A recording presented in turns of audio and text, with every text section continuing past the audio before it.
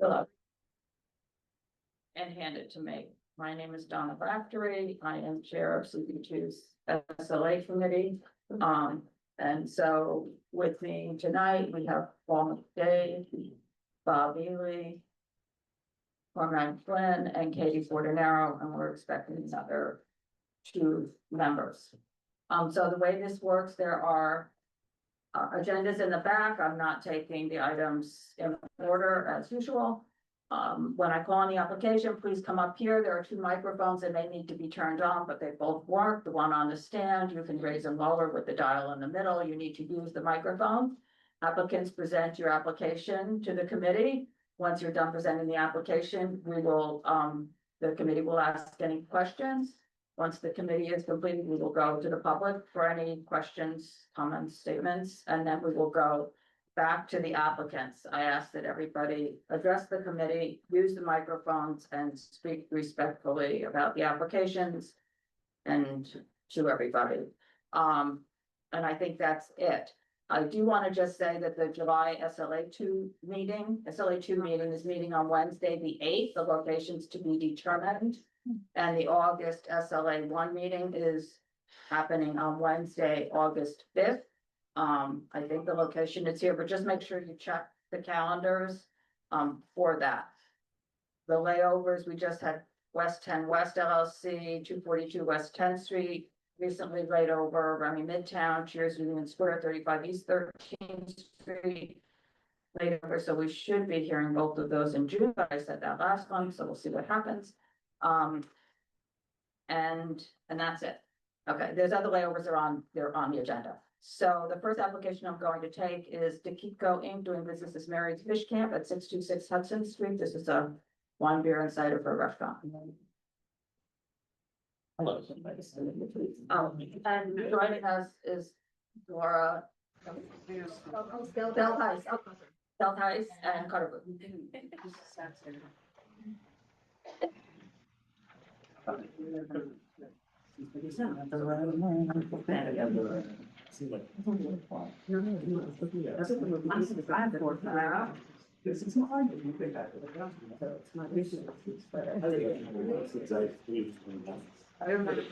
Yeah, but it doesn't.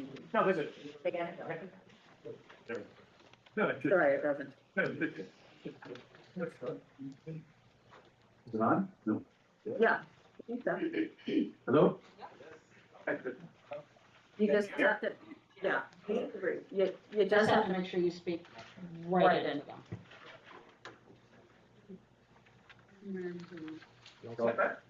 Good evening. My name is Thomas McCallum. I'm here with Mary, the applicant. Application for beer and wine. Mary, I met Mary representing Mary in 2000. Opened up her first restaurant, Mary's Fish Camp, couple-year hiatus, and then we're back.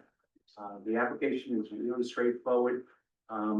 Venue is attached. I have diagrams. There's really nothing particularly I think that would be objectionable to anyone. It's good to have Mary back. Some of you may even know her or remember the restaurant. So back, I would say to her not, or Mary's here to address any questions you have, as am I. So You want to just run through the hours and. no, give Mary a chance. Okay. Hi, thanks for having me. So the hours, can you hear me? Yep. Sundays, 11 to 9, Monday, Tuesday, thank you. Sorry, you know. Yeah, that's it. Monday, Tuesday, Wednesday, 11 to 10, Thursday, Friday, Saturday, 11 to 11. Okay. And there's no TVs? No. Background music? Spotify, restaurant Yeah. music, Okay, private parties, about 12 a year or something? I don't. if I'm lucky. Okay, the storefront there's no operable doors or windows other than the entry, No, and there's no outside seating? no, You're not gonna use the rear yard? I am not going to use your yard. Thank you. It is only for garbage staging. Okay, and sidewalk? Maybe eventually. Okay, so if you do the sidewalk, would you agree to close at 10 PM Sundays through Thursdays and 11 PM Friday and Saturday? Okay, and, Yeah, I think that's all patrons. I think you said the max is 32. Yeah, in there, I'll just say all patrons will be seated. Just tomorrow, 24th. Okay, Yes, yeah. okay. And you have the block association. A number of people, they're happy to have you. We'll just say we have received a letter from them. They're happy to have you back Great. in the neighborhood. So I think that's it for me. Does anybody on the committee have anything?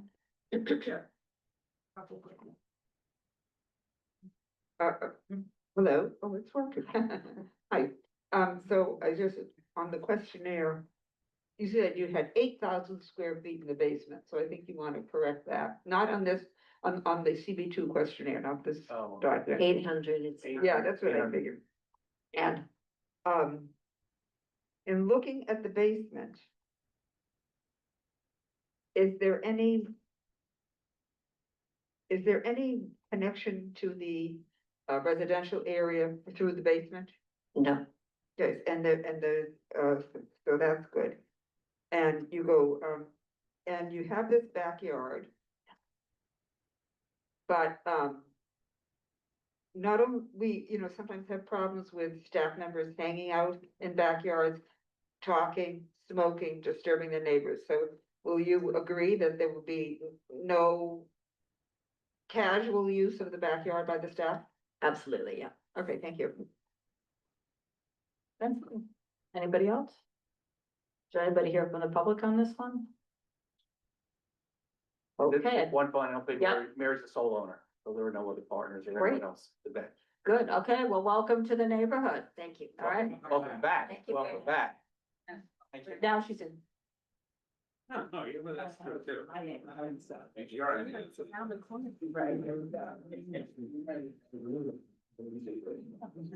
Okay, the next application is going to be Port Said LLC at 350 Hudson Street. This is item C5.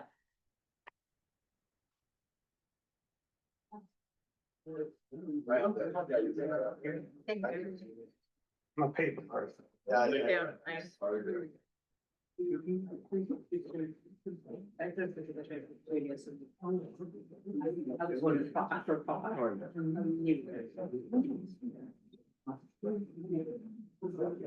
Thank you. I don't listen to the five, it doesn't work. It doesn't. My name is Michael Kelly, representing the applicant, Whitley Moshe Ziv, he's the owner. It is a non-term liquor license application for Port Said NYLC. We're located at 350 Hudson Street at the corner of King Street. We're in a commercial office building. The building's across the street and on the corner of the road, commercial office buildings. We actually came before this committee on 3/26/25 for a corporate change, but due to circumstances beyond our control, the agreement never happened. We were approved by the committee. We're now going to purchase the assets and use our LLC for a new license. Going back to what the seller filed, the seller originally filed for 16 tables with 52 seats and a 12-seat bar. I'm unsure if an alteration was filed. I'll go through what's there now and what we're gonna be doing. We're a full-service Mediterranean restaurant. We'll be keeping the restaurant in its current state. Nothing is changing. Moish has been consulting there for a couple of years, so he knows layout, what's going on there, trying to make it happen. The owner did get killed, a little bit like that. There's 35 tables with 146 seats and 2 bars that have 18 seats for an indoor capacity of 175. The C of O has a 600 occupancy. I believe it covers the entire ground floor. We do have a PA permit for 200. So we have 175 and we'll never have more than 25 employees. That's why we stay at 200. All food service is on the first floor. The basement is used for storage. There is a door in the back that goes into the lobby where we can go into service elevators to go to the basement. Hours of operation are 10 a.m. to 12 a.m. Sunday through Thursday, or Sunday through Wednesday, sorry. 10 a.m. to 2 a.m. on Thursday, Friday, and Saturdays. There's background music from an iPod, and one of our employees plays classic vinyl music. That's a big thing that brings a lot of people to it. It's low, There's 14 speakers all around the restaurant, keep the volume low. Something that wasn't on the original thing is we probably gonna have about 20 buyouts a year for weddings and events like that. Mosh is on multiple liquor and wine licenses in New York City, restaurants at several known locations, Malpa and Hasselon. There's also a restaurant in CB2, Shmoni, at 61 West 8th Street, which he's owned and operated since 5/24/22. If there's any questions, we'll be happy to. Just before, what music does the staff person play? Vinyl record. Oh, okay. So it goes into the Not rock regular and roll. sounds, it goes into the sound system. Yeah. Yes, okay, and then,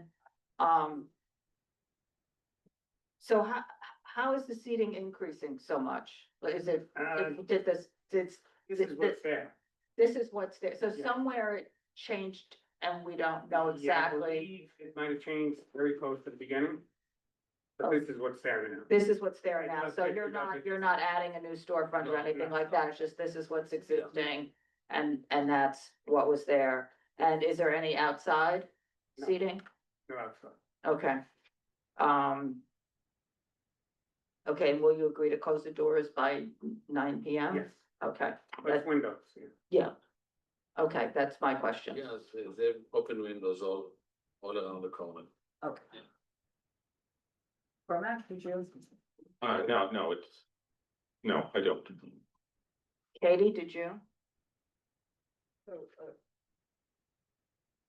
there's no patron access to the basement, correct? Okay, and there's some sort of a door to the lobby that you have on the Yeah, so plan? that's where it goes to the lobby, where we can get into the service elevator to go to the basement. There's no residents in the building. No, it's totally commercial, and you're going to, usually we say either 12 or 24, so we want 24 buyouts a year. Okay, Alright, do a month, I'm taking it. And then the change in hours is just a change because it closed at, think at 12 before, or, Yes, okay. And that's Thursday to Saturday. right. Yes. Okay, is there anybody here from the public on this? One, let me see, no? Okay, Okay, thank you. Thank you. thank you. Okay, the next one is going to be El Camaron Peludo LLC at 20 Cornelia Street. So wine, beer, and cider for Tavern. This is B2.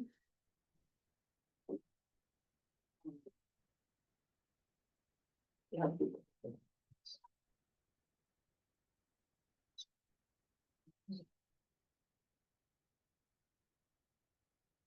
B2. B2. Good evening, Joseph Levy here from Upland Levy.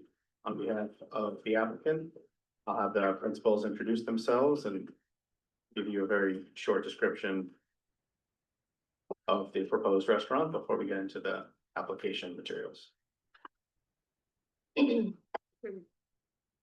There's a dial in the middle that it goes up and down. You get to- My name is Tanya. My partners here are Giovanni and Carlos. This is me and my partner's third restaurant. We own Taqueria Ramirez in Greenpoint, Carnita Ramirez in the East Village, and this would be our first more seafood concept. It's a small place, so we wanna just have beer and wine, and we are serving 20 to 23 items in the menu. We had to file under Tavern because of the space being so small, but we are offering food, a full menu, and yeah, thank you for having us. So as you've heard, it's a beer and wine application. It's under the tavern class. So we're not sure we're gonna be able to have the level of kitchen equipment that would suffice for a restaurant, but this very much will be a restaurant focused space. It's a very small space, as you've heard, with really one table with 4 seats and then a bar with 12 seats. There'll be extensive menu, seafood focus, wine bar. It'll be noon to midnight, 7 days. It'll be background music. It's just on the ground floor. Lower level is just back of house space. And there's no outdoor space. There was some outreach done, including the Central Village Block Association. We believe we're in support of this. Not sure if they're here this evening or they wrote a letter in. But good conversations were had there. If you have any further questions, we're happy to hear them. So there's no, I think some of the concerns was, there's no use of the rear yard. No, Now or in the. there is a future. rear yard there. The legality of it, we have no idea. We have no plans to use it. There's no rear And yard. staff won't be hanging out there, just. Correct, it will not be used. Okay, and then, and I think one of the other concerns was roadway seating. No There's way. no outdoor seating. No roadway. Now and in the future? No, we don't really. Our facade is pretty small, so we don't feel like it's worth it. Okay. Worth the hassle is, yeah, we don't have plans to do that. And there's no operable doors or windows, I don't think. No fixed facade. Okay, and no TVs, okay, okay, I think that's it for me. Anybody else on the committee have anything, Katie? So, I see that you didn't list the 450 square feet in the basement on the application. And how many private parties are we, agreeing to? I mean, we are, just to say something, 10 to 12 throughout a Okay, year. 12 a Yeah. year. Okay, that sounds good. And what's the average check going to be? We think 50 to 80, Okay, possibly, hopefully. and there's this window in the bathroom. That's going to be kept closed at all times? Yeah. Okay, and you're not going to use the outdoor patio space? Correct. Okay, not to be used, okay. Anybody else? Okay, we'll go to the public, members of the public.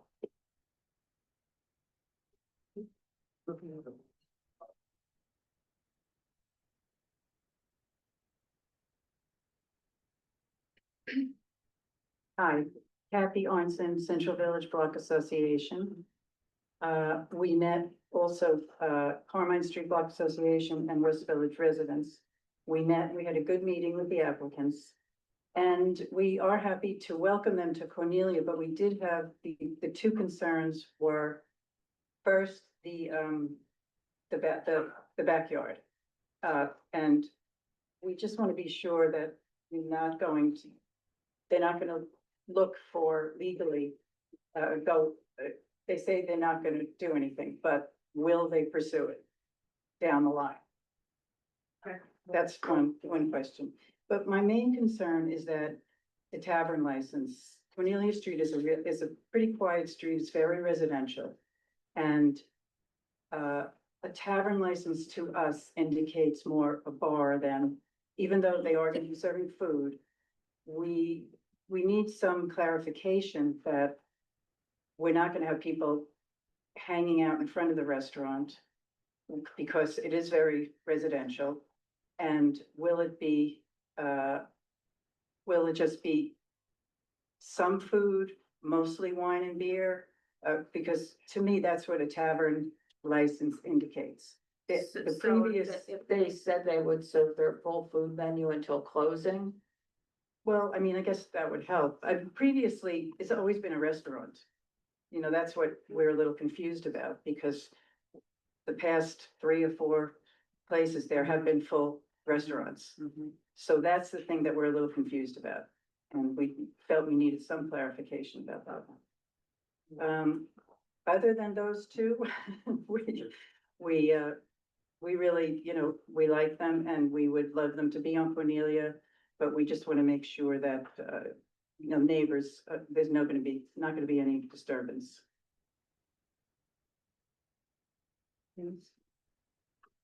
Leslie Clark, West Village residents. I was also at the meeting. We have the same concerns. I just want to say that I just checked on our database for this location, 20 Cornelia. The last 3 occupants all had an OP license. All 3. That would have been Home, Silver Apricot, and Figure 8 all have OP licenses. I simply don't understand what the tavern wine thing is about. I think it's a reasonable concern, and I don't know why they can't have OP. I do think that, Donna, your suggestion that they serve right to closing is a very good idea. It does suggest that they're not just gonna become a bar, close in the later hours. I'm very happy to hear they're not gonna be using that backyard. If some of you remember home, they did use that backyard. And when I was there, well, during the, while we were with them, I couldn't figure it out, because in order to get to that place, you gotta go into a residential hallway down through a trash area into the backyard. I don't know how we did it in the past, but it was probably not a good idea. In fact, when we were there, people were coming through from the residence down the hallway to bang open the trash barrels and throw their trash in. Not a great idea. As for the rest of their method of operation, for their hours, and for the no roadway and no doors open, I think it's all great, and I agree with Kathy in welcoming them to the neighborhood. Thank you. Okay, anybody else here on this application? Okay. Let's address the tavern. I mean, what?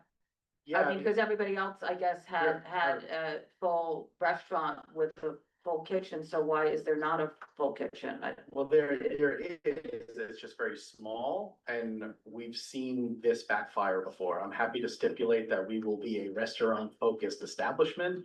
That is absolutely the intention. That is the rest of their places. I just didn't want to set them up for a situation where they open and the liquor authority comes calling one day and tells them that they don't have adequate kitchen facilities to be considered a restaurant, or they don't have enough seats, or they don't have enough food service. They have a ton of food items. They're food-focused people. It's going to be a food-focused establishment. We've seen sushi restaurants get similar violations when they're clearly restaurants, but they just lack the appropriate kitchen equipment. We've seen pizza restaurants get violations from the liquor authority for not having adequate pizza kitchen equipment to be restaurants when they're clearly not bars. So we're just trying to be on the safe side of this. I'm happy to stipulate to whatever you'd like us to. So the full food menu will be served until closing, and it will be, I've worded something, No issues there.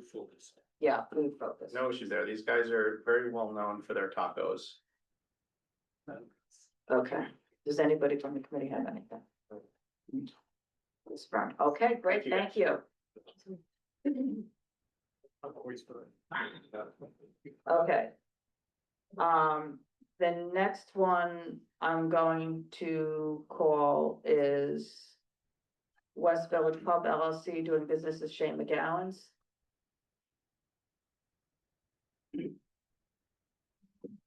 We have 5 copies. Okay, thank you. Is there anything any new in there that didn't go to the committee? No.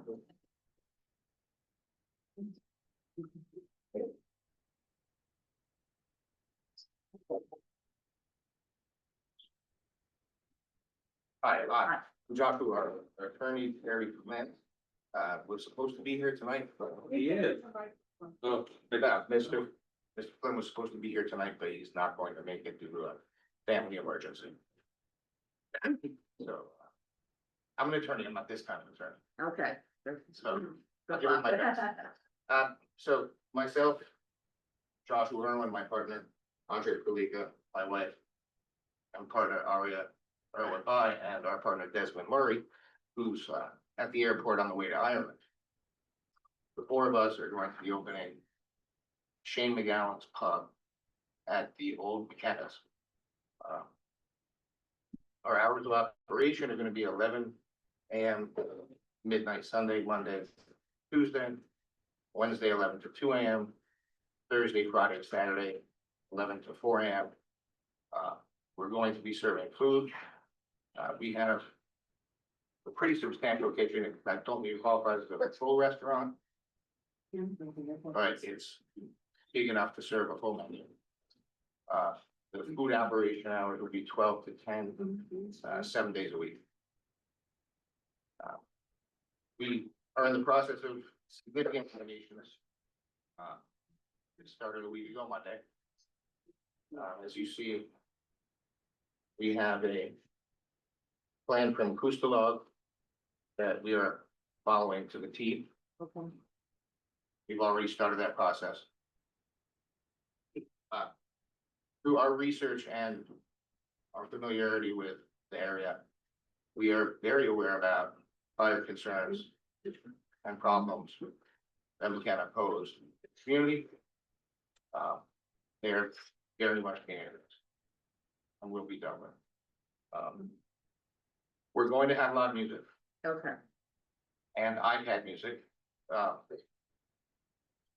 Probably, most likely, the live music will be Thursday, Friday, Saturday. is that something, hang on, so is that something you'd stipulate to or not? We'd like to be able to have live music other nights, for special events and things like that. But this is all. For example, if St. Patrick's Day is on a Saturday.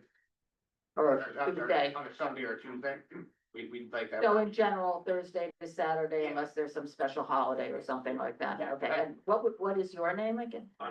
Andre. And Andre, what is your role? You're- I'm gonna be an operational manager. The operation manager, okay. Okay, and then, all right, so the live music. Saturday from now. And then is there any outdoor seating? There's a bus stop directly in front, and the front of the premises is wide enough for maybe 4 tables, so it's not worth it. Okay, so there's no outdoor seating. So, then I saw you have scheduled performances and cover fees, so explain that. Well, for example, St. Patrick's Day, we're an Irish pub, you were charged to cover that day. Okay, It's not gonna be regular, okay, occasional. okay, and that would be the scheduled performance as well? Well, Or- special performances would be our bands that are playing Thursday, Friday, Saturday. Yeah, there's no cover charge. Okay, so, Cover charge for that. right, so we don't really, that you have live music, I mean, we have, 3 of us, myself, my wife, and Desi. yeah. We currently own Patty Riley's on 29th and Second. Mhm. We have live music 7 days a week, 2 sets, multiple nights, going to 2 AM, 0 complaints in 3 years. Nothing. No noise complaints, nothing. We Irish have- music, it's Irish music? Yes, Irish. and we have a lot of. are backups Irish there. music. Okay, then, I think just you met. Or you had email communication with some of the people on 14th Street. Yes, So the rear area is going to be insulated because I guess the sound, the problem on 14th Street is the sound goes to the back. All back. You need to come out. We're happy to hear from you and you can raise them over the microphone. We have to use it. We're doing a whole ceiling in the back, so there's 2 windows that we're gonna be soundproofing as well. They're gonna be completely boarded up, so the whole back area is gonna be completely soundproof. So there's not gonna be sound coming up because that's an open area there, so it's gonna be amplified. And we're sealing everything. Okay, Yeah. and, hang on.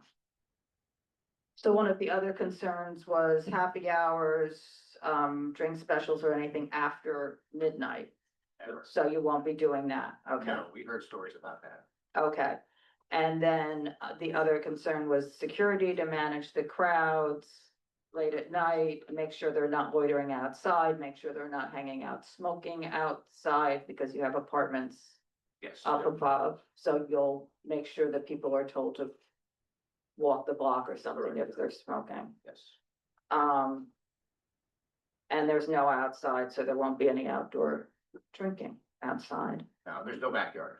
And there's no backyard. I think they were talking about mechanics, whatever, they used to do stuff on the sidewalk with plastic cups and smoked and sat on the stoop and things like that. So that was the problem with that.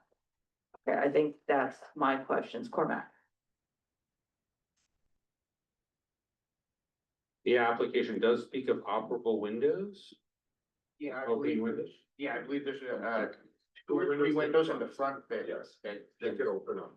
yeah, partially, not. Not the whole, yeah. Okay, and so are you just gonna keep those closed when you're open, or are you gonna close them at a certain hour, like at 9 o'clock or something, or what are you gonna We do? could definitely, if it's a nice weather, we could keep them open till 9 o'clock. That's really fine with us. Okay, and when there's live music, No, we don't close it. yeah, okay.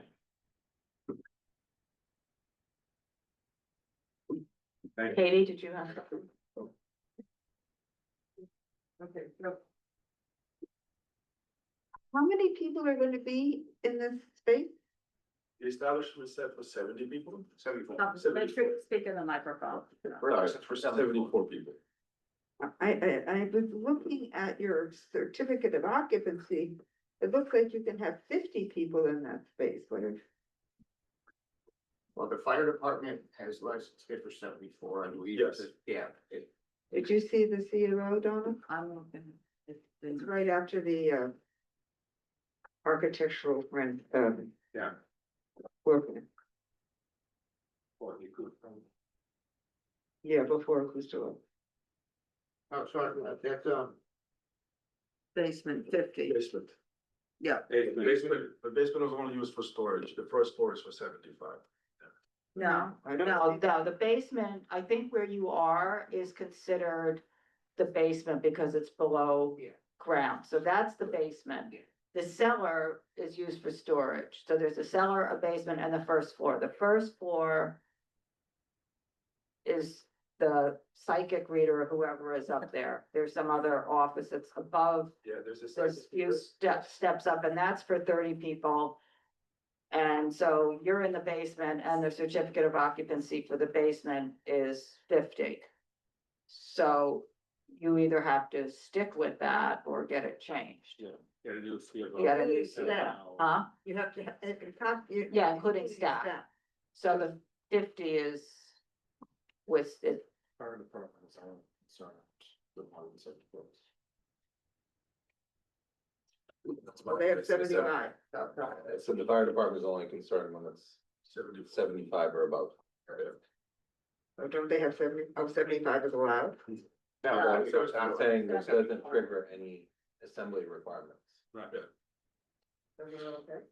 Just, it's what it is.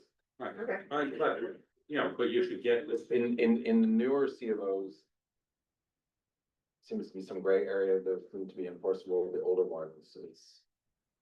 I was just kind of what it was, and it's, I'm just- whatever, okay. The letter of no objection. Yeah, just a letter of no objection. Yeah, you should get a letter of no objection or get the CFO updated. Okay. And, and I just want to point out that the previous establishment was allowing people to take drinks outside and drink on the stairs. These plastic cups had liquor in them, so we're just, it's not you, but, if they had come before us, we would have really given them a hard time, so just be on your P's and Q's. Now, I want to go back to what a special holiday is. A special holiday, how many special holidays are there going to be a year when you're gonna have a cover fee? I don't get, I wanna be, I can speak to that. From our Patio experience, that will be, the weekend of St. Patrick's Day, okay, St. Patrick's Day weekend. That will be New Year Eve. okay, And then when there is, more popular, performance, in town, like wolf tones. So I would say less than 10. 3 or 4. We 12, offer complimentary 12, live music. right. yeah, that's fine, yeah, that's Well, fine. yes, that's right. So, and including St. Pat's weekend, Yep. New Year's Eve. And what was the last one? You know what, I'm just gonna say 12 a year, Katie. Okay. You know, I'm not.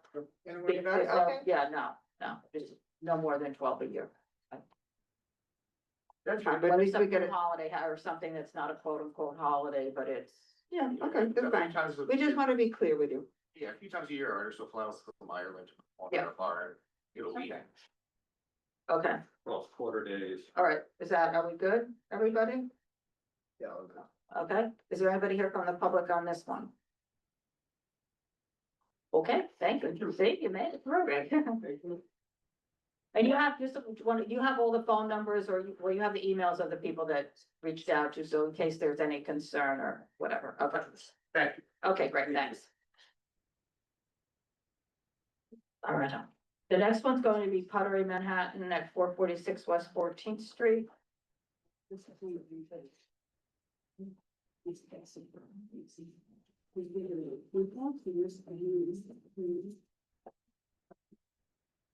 First thing I'm waiting on So then. Joseph. Go right on Joseph. Unless he walks in the door right now. Joseph, you're given an opportunity and you're missing it. Sorry.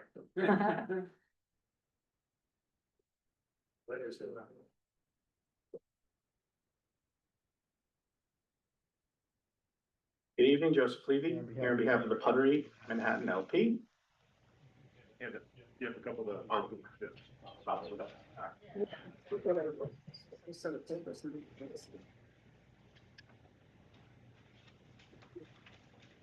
Thank you.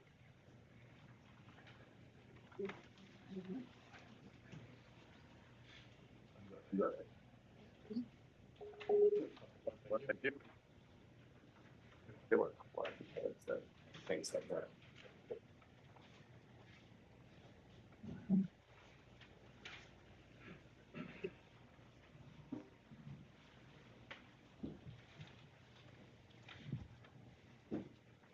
The application Application before you is for a proposed change of operation. The current licensee is the Puttery, located in Remington District. It's a multi-level space that includes indoor miniature golf, restaurant, bar area. It's been open for how many years now? Two years now. Tom, who's here, running the day-to-day operations of the space.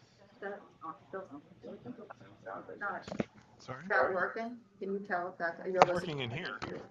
It's not working in here.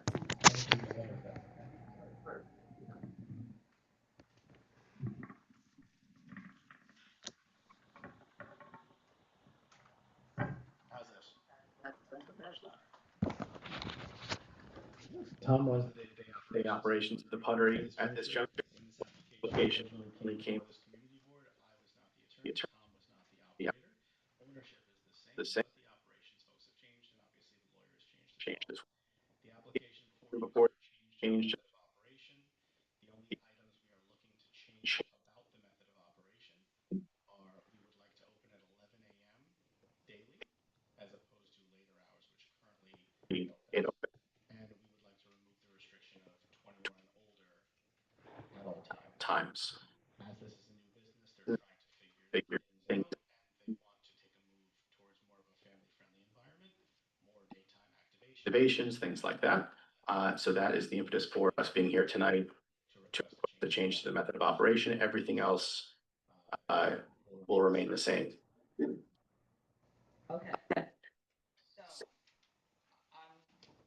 So then whoever was here a while ago and little changes, and one of them was 11 o'clock in the morning, you know, to open certain days at 11, and I think that was not a problem to anybody.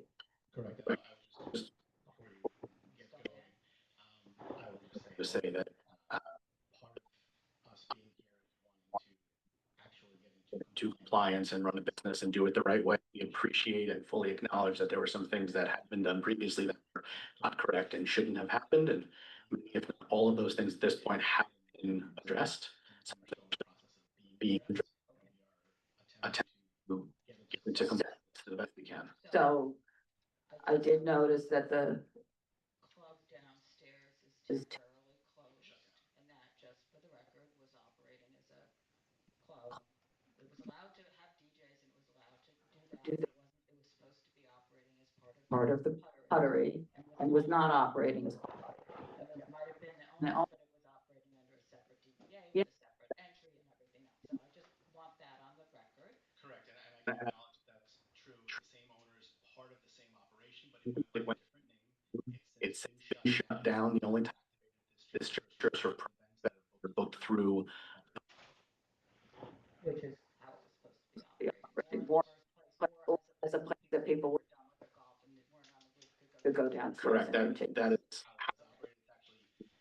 not being operated all the time at this juncture because Figure out how to program it correctly because again, it was originally not programmed correctly. So if it changes from what was written in the original, you will be back here to change that. Otherwise, we would expect it to operate according to the original. discussed before, there was an issue with going to change as well.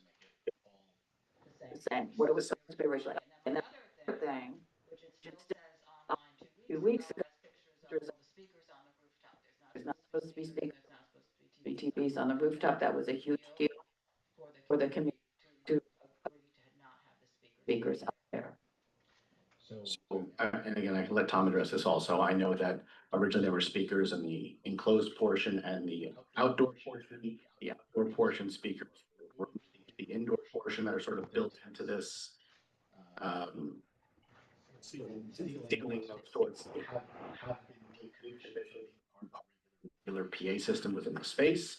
The only time they are used, as I understand it, is when it's related to an event that's happening there. You know, sound system throughout the entirety of the building, and we decommissioned and taken out their sound system. So I'm just gonna say, they're not supposed to be there at all. I mean, those tips were very clear. And so they want to be using it for, that was the, with events and things like that. So if they wanted to use, it was a bunch of back and neither one of you were there at the time, but there was a bunch of back and forth with the community. And so I think at least the community deserves to hear if there's gonna be a change and have speakers up there, have the dialogue about that. Because that was one of the concerns. Okay.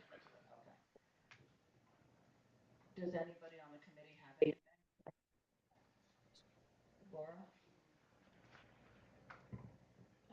To make it family friendly, are you imagining it would be booked as events, or like I would wander in with my family off of the High Line or off of the river? Yeah, it's gonna be both. And one more thing I can address, there was also a stipulation that there'd be no ticketed events. And as we previously discussed, there was a comedy show here that had pre-ticketed events.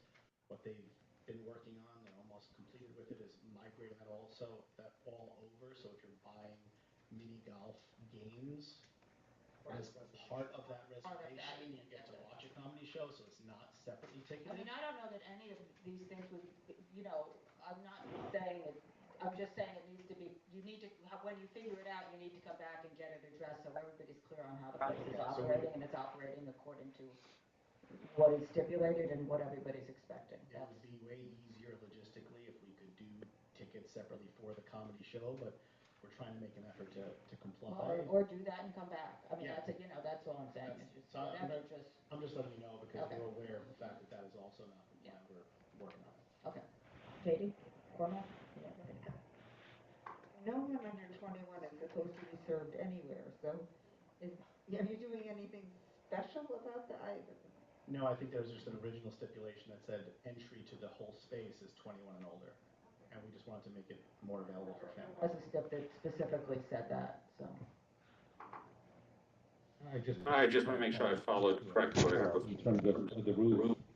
So there's like some sort of little like in-house thing that you have. And there are some built-in speakers in that, but that you've taken out all, there are no more exterior speakers. Okay, thank you. I mean, it's not really a penthouse, it's a closure that opens on a. Oh, yeah, to be clear, I don't like that they're in there, especially in violation of SIPs at all. But I was referring to you with the community conversation on that. But we all know, like. There's not supposed to be any speakers up there. It had nothing to do with whether the enclosed, in fact, we went through a lot of back and forth to make sure there were no speakers up there anywhere, enclosed area or not enclosed area. For example. Right, I mean, and it doesn't matter if they're built in, you can just snip some wires or, uncouple them, take off the lead, Yeah, there's no TVs on the roof. There's no TVs On the roof? Okay, so I haven't been up to the. From a software perspective, we can tap into the speakers. Okay. On the roof, we went through an exercise of quoting it out to get them removed, and you could imagine that requires a significant budget and stuff. But they're not gonna be used.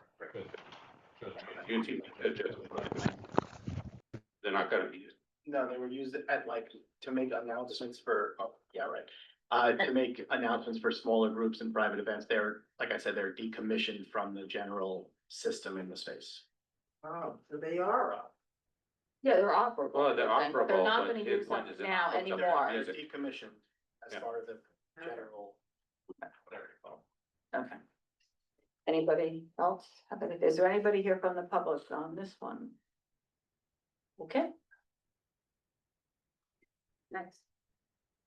So it'll be the same steps, it'll just change, we'll remove the 21 and the opening hours will change. Great.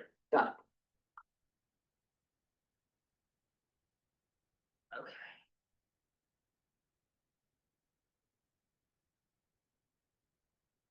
Okay. Okay, the next one I'm gonna take is People's New York City LLC, doing business as People's at 113 West 13th Street. Good. Up, you like it? Yeah. I don't the same. How would you like them?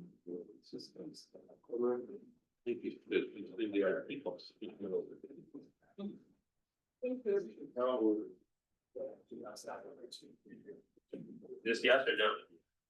Yes. I don't know. This one. Yeah, I don't know, I mean, it's working on the Zoom, but it's not working in the room. Good evening, Manhattan Community Board Two, Ben Savitsky of Bernstein Radio and Savitsky here tonight on a change in method of operation application for an existing Tavern OP license. This is People's. It is a sophisticated cocktail lounge at 113 West 13th Street. It's actually like right down the block from here, between 6th and 7th Street. This is Emmett McDermott and Margot Howerkay, right? They are the owners and operators of People's. When this is a change in method of operation, it's pretty straightforward. The only thing we are asking for here is an extension of hours on Thursday. When we were here more than 2 years ago, we worked with the community board and renegotiated the hours. We were originally asking for 2 a.m. 7 days a week. We agreed with the community board to do midnight, Sunday through Wednesday, 1 a.m. on Thursday, and 2 a.m. on Friday and Saturday. They've been now operating for almost 2 years. They would like to look at extending the hour on only Thursday by an hour from 1 a.m. to 2 a.m. Everything else about the space is remaining exactly the same. We're even okay with the midnight Sunday through Wednesday closure. They're not using the outdoor space. That was also part of the negotiations, even though they do have a private outdoor space, they're not using it. Yeah, and they have some letters of support. We included them in the packet. They're in the back.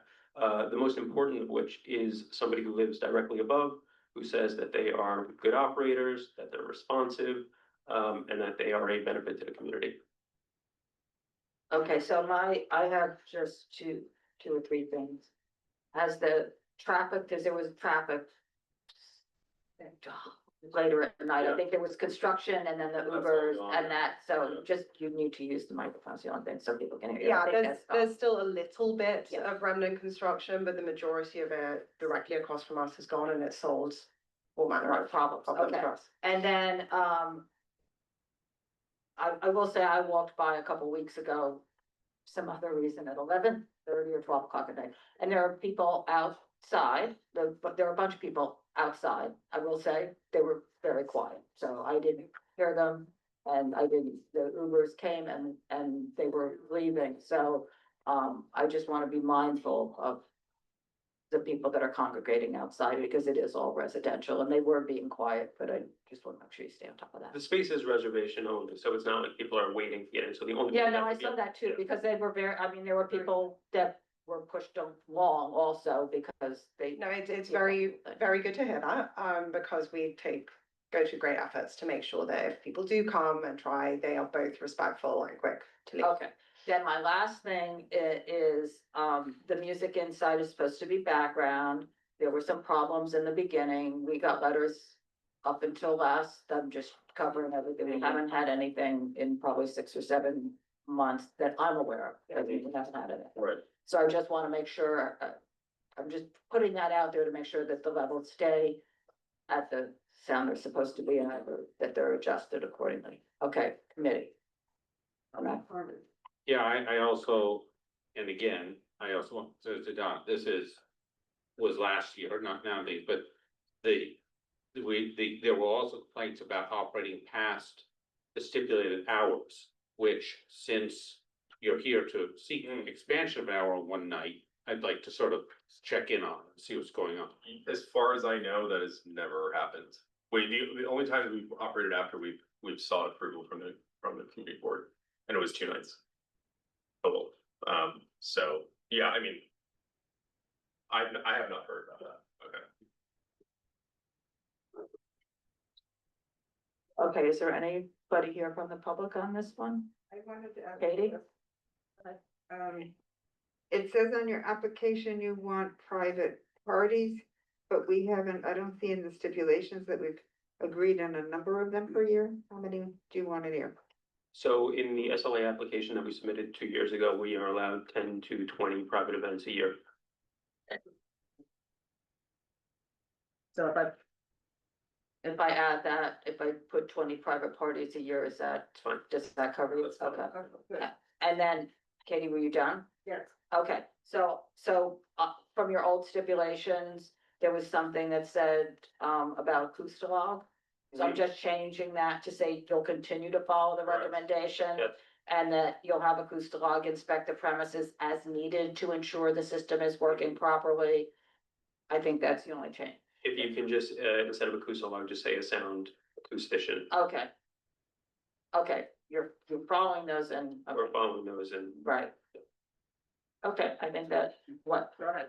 So we received 2 complaint letters in the past that you seem to be in contact with these folks on an ongoing basis. Whatever happened with those? What was the resolution? Yeah, I mean, Microphone. sorry.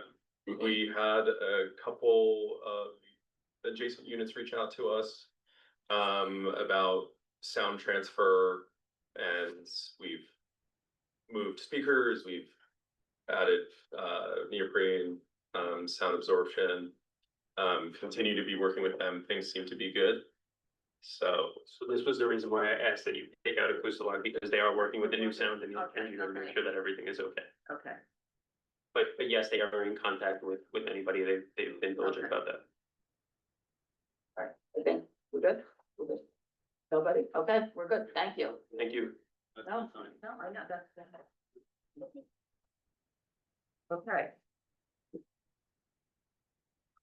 Okay, the next application is going to be Legion Hospitality at 140 Charles Street, 683 Washington, on premise for a restaurant. This is C4.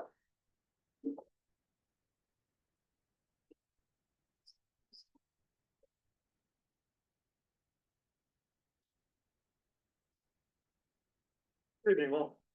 Hey, hi. Hello. Here.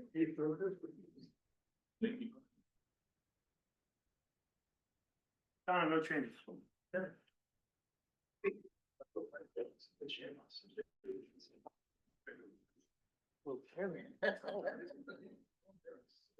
all good. Frank, can you clarify the address to start with once you introduce yourself? My name is Frank Peludo, and I have with me Herman Parsons. the address. You have a question of the The restaurant has 2 addresses, 683 and 140 Charles. This is located within a condominium, so we use the 683 more specifically, because at 140, there's a few other restaurants as well. Okay. This is a fine dining restaurant with very reasonable hours, I think. We'll be happy to answer any questions you may have. Okay, do you want to run through those reasonable hours? 5 PM to 1 AM, 7 days a week. Okay, no TVs, No TVs. background music only. Yes, Are there any operable doors other than the entry and the exit? There are 4 operable doors. One will be open, that uses an entrance. And the other ones stay closed, like not French doors being open all day or anything? Correct. Okay,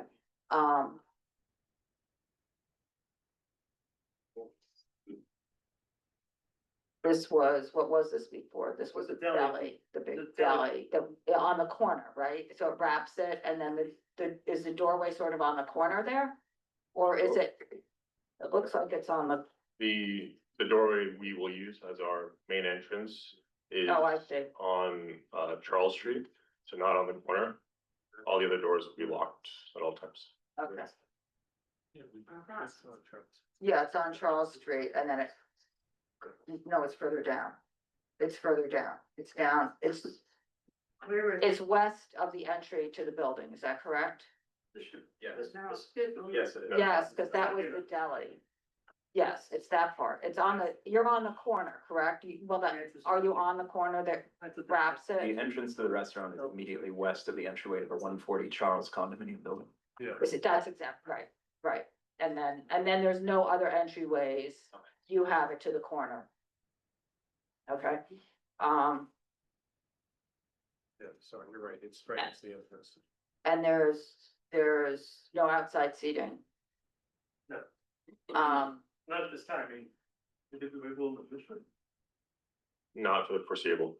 okay, so, and this is a previously unlicensed location, It wasn't deli, it was a beer license, but that, it wasn't an open. it wasn't an LP. Okay, and it's 13 tables, 26 seats, one bar with 7 seats, 33 seats in total. Right. Okay? Go ahead, Cormac, I'm done. You check time, windows are closed. Well, are they're not open. There's glass doors, there's no windows. So you're not opening they're not opening the doors. Like if the stipulation says doors will be closed at all times, is that fine? Yes. Okay, that's what that's gonna say. Katie, Do did you you have have any any? private parties a year do you want? Well, And, you know, Katie, I'm sorry. Just want to make sure it's consistent. With what I have in my SLA.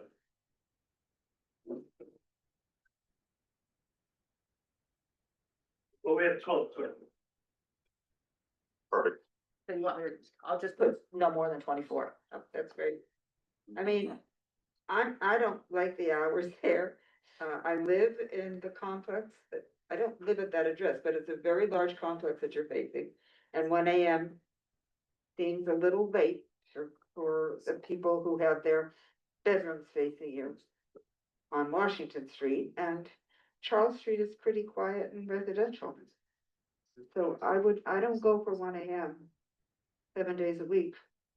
It's really more an 11 and 12 kind of place.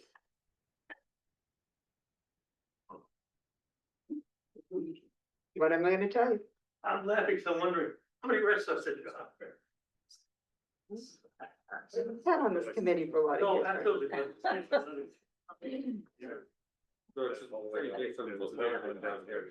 There's this conversation with the Block Association of Leaders. Which block association? With the West Village Block Association. Oh, okay, so let's go to the public.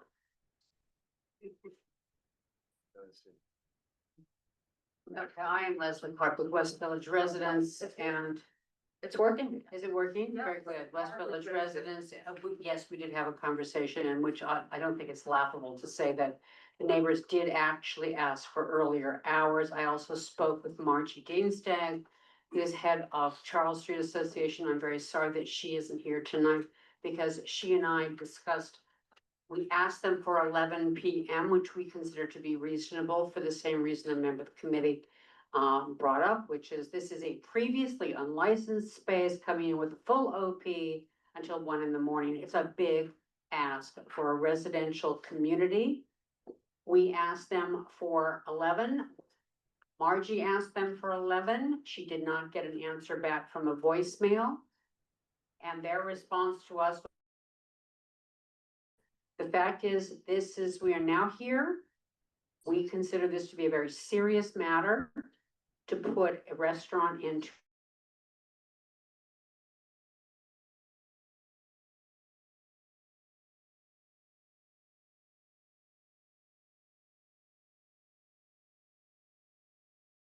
Up to the community board. So I think there might have been a miscommunication. I spoke to Miss Danstag. I believe I forwarded you an email at that point. We did have a conversation. Did she not? Were you not aware of that? She did not tell me that. She said.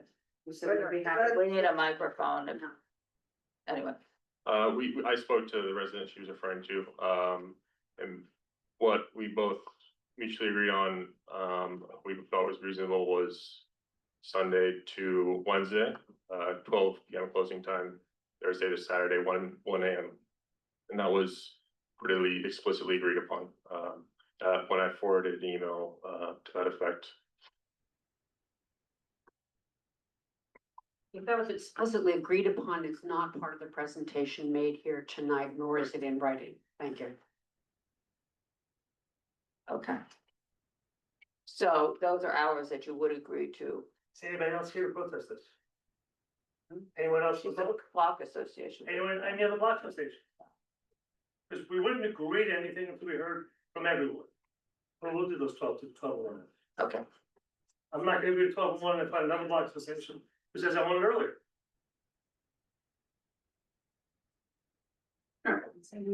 Okay.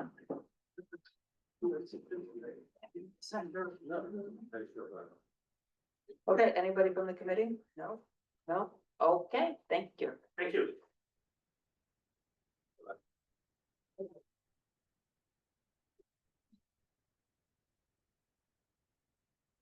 Okay. Oh, hi. Not because later. Well, thank you. You missed this one, David. Sorry. Okay. Okay. All right, so the next one is going to be Cherry Club Hospitality LLC doing business as Cherry Club at 141 West 10th Street. Good. Hey, see you. This just got concocted, so I need a minute. Okay, yeah, just pause for a minute. Technical pause. Technical pause. Somebody knocked it over, so. So, okay. That's my microphone, right? I only have 5, and I don't do that. Nothing's changed. No. Since.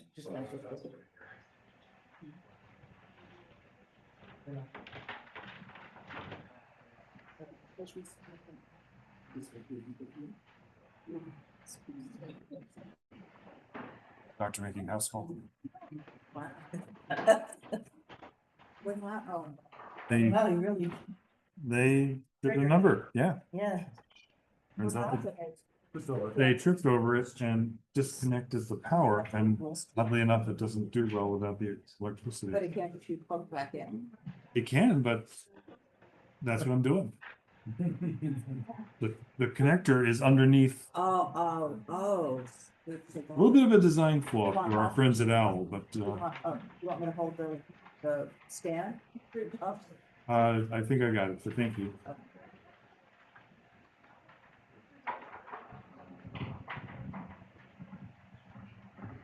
People do go to school for this, just not me.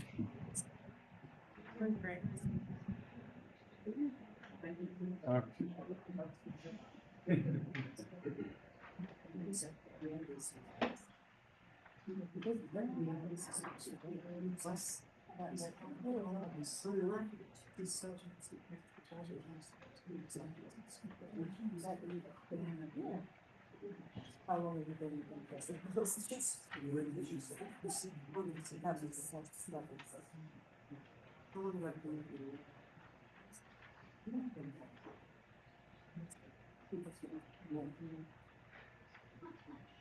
And then he wrote on microphone. All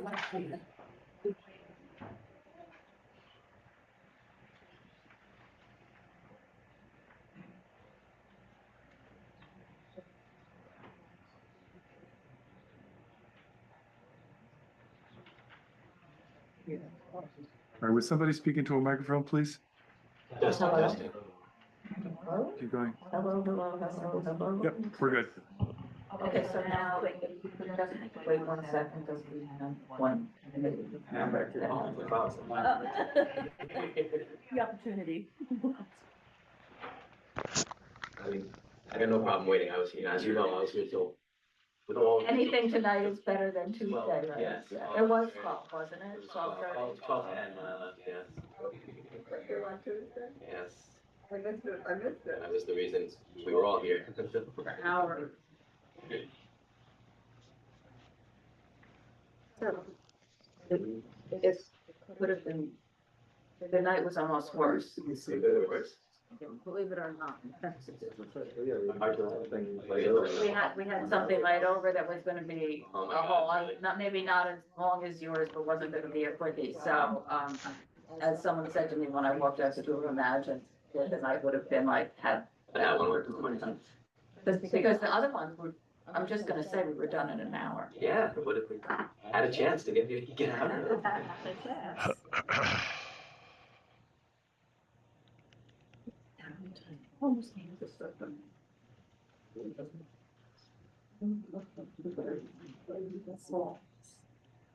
Max, why don't you just start going, because, yeah, well, we could, Yes, okay, that's fine.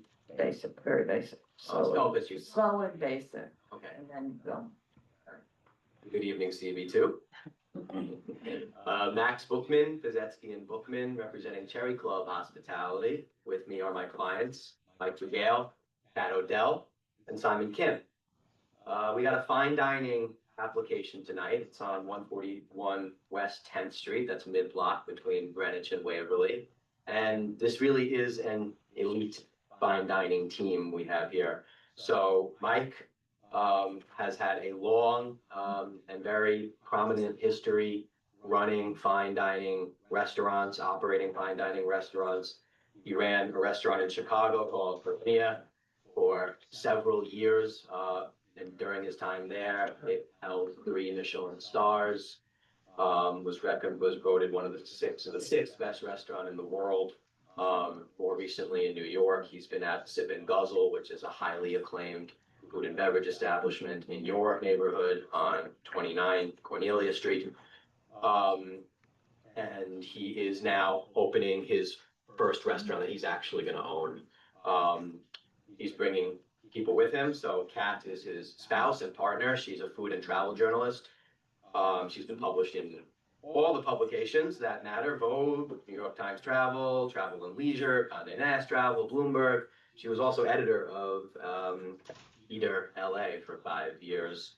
And last and certainly not least is Simon Kim, their partner. He is the CEO of Gracious Hospitality. He is one of the brightest shining stars of New York's fine dining and food and beverage industry. His most prominent restaurant is Cote Korean Steakhouse, which has a Michelin star.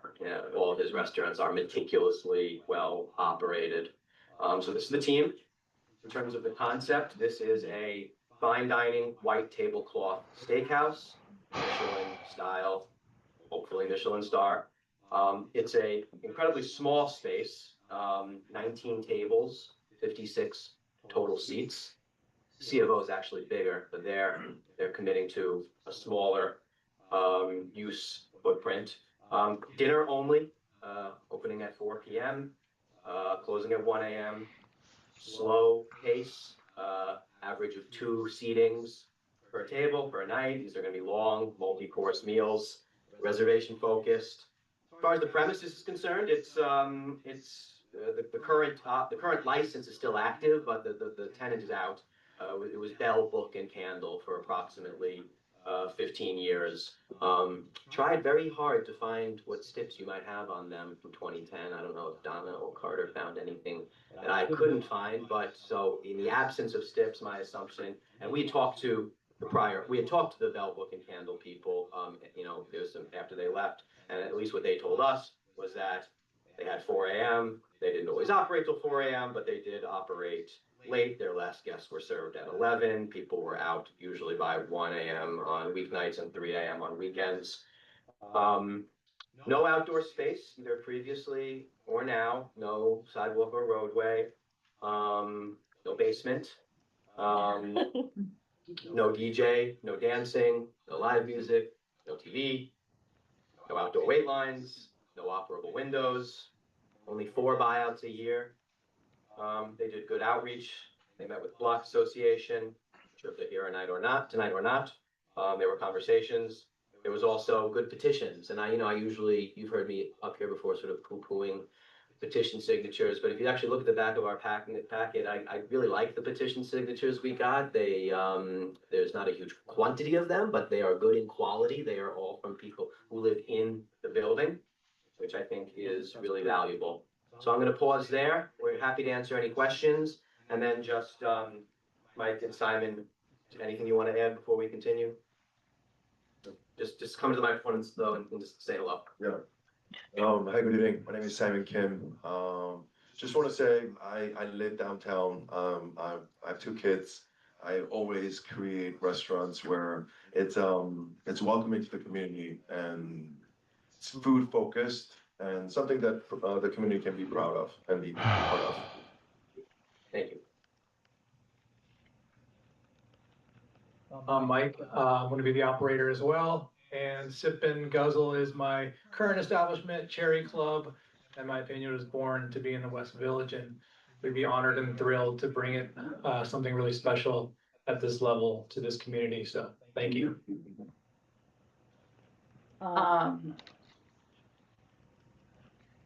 Okay, so the one thing, doors and windows, do they open? No close? operable windows, Okay. obviously the door is open, but we'll stipulate to whatever you want on the doors. Yep, closing, you know, and they're not gonna have them propped open anyway, they would just. Right, I mean, that's, then generally speaking, I just say closed at all times, because if it's not, I No problem. don't understand why we're having doors open. That's just me. And then is there anything about, you know, it's a residential street, Michelin star restaurant, black cars? Yeah, I knew you were gonna ask that. It's a small space. I mean, you know, and I just wanna, you know, underscore this. The certificate of occupancy is like 132 people. And as far as we're aware from Bell Book and Candle, and they operated, I'm not sure if at capacity, but near that. My client has purposely downsized the footprint of the space. And so with 19 tables, with the small number of seats, we have 50 table seats, you know, yes, some people will come by car, but it's a small footprint. We don't think it's gonna have a material impact on the block in terms of that issue. Private parties, that's when it would happen. 4 buyouts a year. 4? Which is way below what we would usually ask you. Okay, and then I believe last month when we had the application, it said closing at midnight. There was some miscommunication about what midnight means. Or what closing means. Yeah, and this does happen. You may not see it, but I gotta say, as a liquor attorney, it happens a lot. But So the midnight was, or all patrons out is what we mean. We will not have any. Just microphone, yeah. We will not have any reservation past 12. Okay. The last guest will come in before 12 o'clock. Okay. Well, but now to say, I would think that they should be coming by 11 because you said it's 2 servings a night, so there's, so. yeah, I think the point is, in all likelihood, they're gonna be coming much So earlier.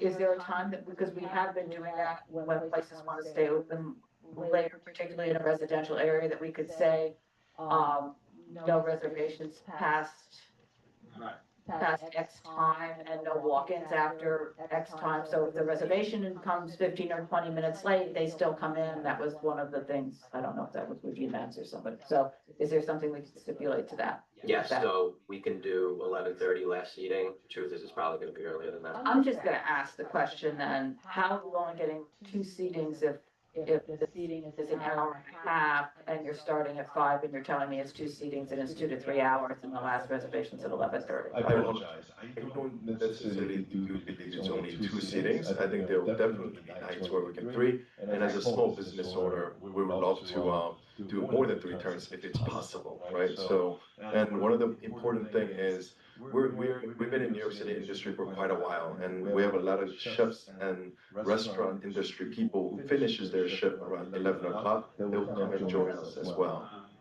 Okay. Well, okay, you have a microphone, and then, do you want to say anything, Cormac? I'll wait for the public. So I think the big concern is all the high-end operators are coming into our residential neighborhoods. And that's what's happening. And your cars are gonna be waiting by bike lane. They're gonna stop there. It's West 10th Street. The later hours are really where the pads are, and that's the last seatings. And It's not just you guys, but it's almost every single high-end restaurant tour. I'm sure you get a lot of inquiries, all wants to come in to the residential side streets in the West Village, our biggest destination area. And it's not a problem having the restaurants in our neighborhoods where it's the later nights, and the impacts are actually a little different, but there where there was building. So that's the concern. Yeah. And that's where the later seatings are, and we've seen this with countless. Sure. Which is the reason. Totally. I think, can I add, of course, like, I think 11, we'd be happy to do that. To your previous note about the table times, like, what's really important to me specifically as operators, and I'm able to give the same experience to individuals, whether it's 2 turns, if we can make it 2.5, great. Realistically, if there's a 6 top, we have 1 of those potentially, the rest are gonna be 4s and 2s. It's not a tasting menu, but realistically, when people come to this type of environment, we need to have 3 hours if they need 3 hours. More importantly, I don't want to be, which has happened in the first confusion note. I didn't want to be in a situation where we felt that we had to ask guests who sat at a 9:30, 10 table, unfortunately, you're going to be forced to leave. And so that kind of breathing room was something that we really wanted to pursue and make sure any guest who comes in there has the same experience. It's very important for the brand that we're trying to create here. So 11 o'clock would be fine by us. I just want to piggyback on Mike. I just want to reiterate the fact that this establishment had 4 AM license. We're bringing that back to 1 AM, right? So I just want to, and we want to make sure, we have 51 seats. So in terms of the impact and the traffic that we'll have on the premise, both time and quantity, we plan on significantly reducing that. Yeah, the higher the end restaurant, the more impact it has, because every single one of the customers is taking a car home to all over parts of the city. It's a direct correlation. Ask anybody who lives on any of these streets. That's the direct correlation. The lower price places, you're absolutely right. But trust me, most of your clientele later at night, that's what's happening. And you know what they do? Stop in the bike lane. And the bus runs down there. Those are the 2, and this is one of the streets in our community that has a bus line on it as well. So I guess a few responses, Carter. So first is, this place is built out as a restaurant. I think there's some trade-off in that, like it's gonna be a restaurant tenant here. And so, I suppose like what you just said, Carter, about like a more mid-priced restaurant, like they're gonna be typically coming to you asking for later hours to make up for it somehow. So I think there's some, for a space like this that's in a restaurant for 15 years, that is a restaurant, there's gonna have to be some balancing act of sort of what's more tolerable for the community, because the space can't just stay vacant forever. So I hear what you're saying about the high end. I frankly don't, your community, I don't know how many people are on the bike lane at that time at night. But just to back up for a second, the question, just backing up to the question was the closing hours versus when is it actually going to be used and when is the last reservation. So if you're trying to extend an experience that is minimally, presumably 2 hours to 3 hours, you go backwards from the closing time, right? And that's the normal time that you expect. If you're seating people at 11:30, they're not going to it's a self-created hardship of the experience you're trying to offer without having to tell them they have to go. So that's where Donna was bringing that up, and that's a conversation that we've had with several of the other rent places in the same thing. It's the same type of conversation that's been, so it's not, like I said, it's not saying don't come to the neighborhood, it's just fitting in to how mitigating the impacts of all the operations, and that's. Yeah, I think what often the tension is in this type of discussion is that there is sort of what they normally expect to have happen, what they typically expect to have happen versus being able to account for the edge cases. And I know you hear that day in and day out in this community, and that's something that is often very important for bar and restaurant owners. And so, in my conversations with them, what they've told me time and again is, frankly, they do expect the vast majority of times, for most people, if not all people, to be out before 1 AM. It's just that they can't guarantee it. And so we've tried to, we think we try to demonstrate that this is high end, that this is fine dining. So to the extent that one's moving out at 1 AM, it's not everyone all at once. And by the way, even if it was, it's such a small occupancy. And so, I just think all those, it's much smaller than what the current C of O has. That plus what was mentioned about, getting stipulations on this license that reduces it off of what I believe is the current default 4 AM, I think there's a good deal to be made. You have steps? Yeah.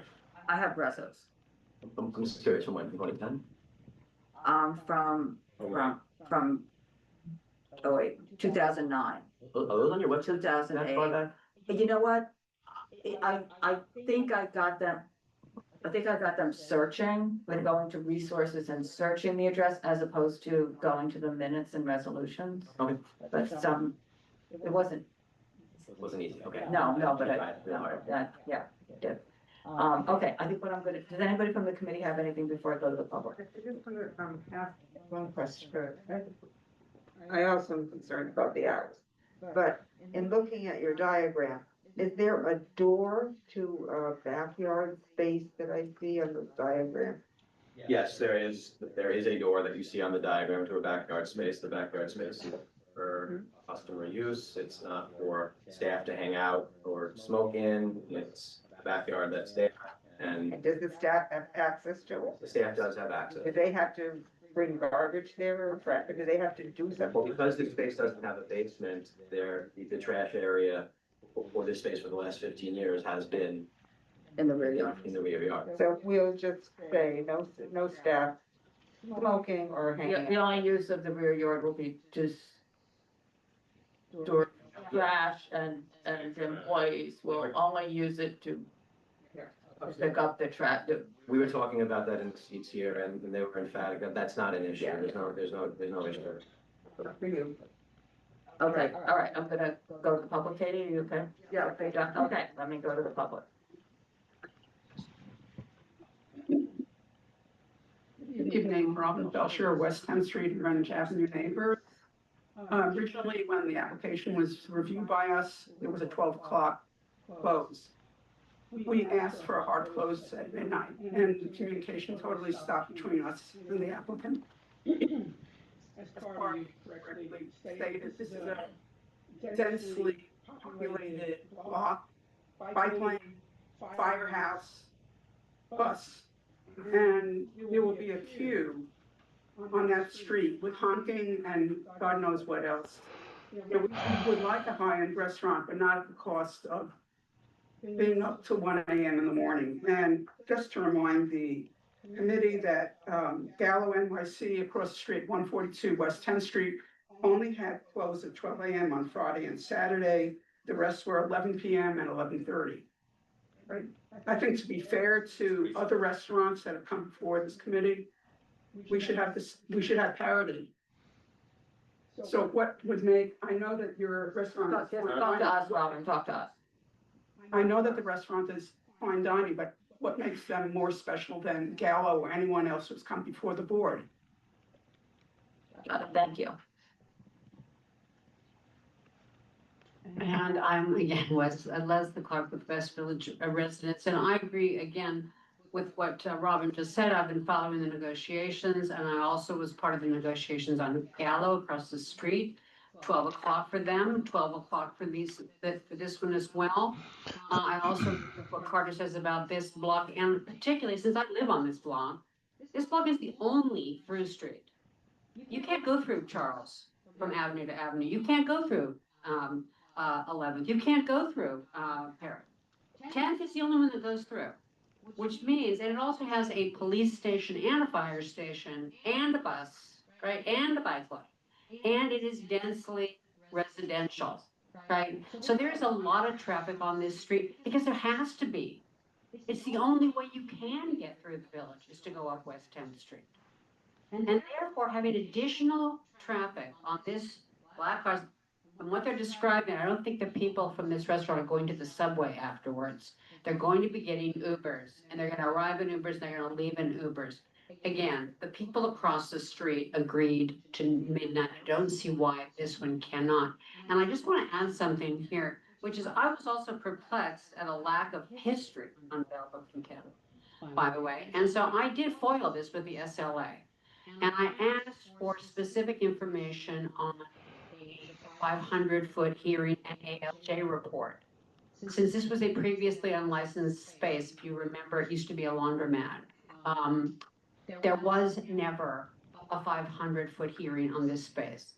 Public interest was never determined on this. I have a result from the SLA. I asked for a 500-foot process. There was none, which is what I got.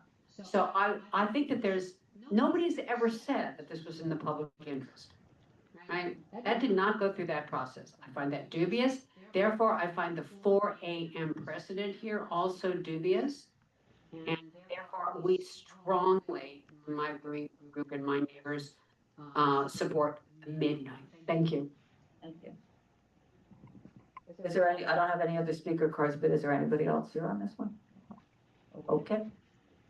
So a few points in response. Just to come out in transparency, there is no reveal here for earlier hours.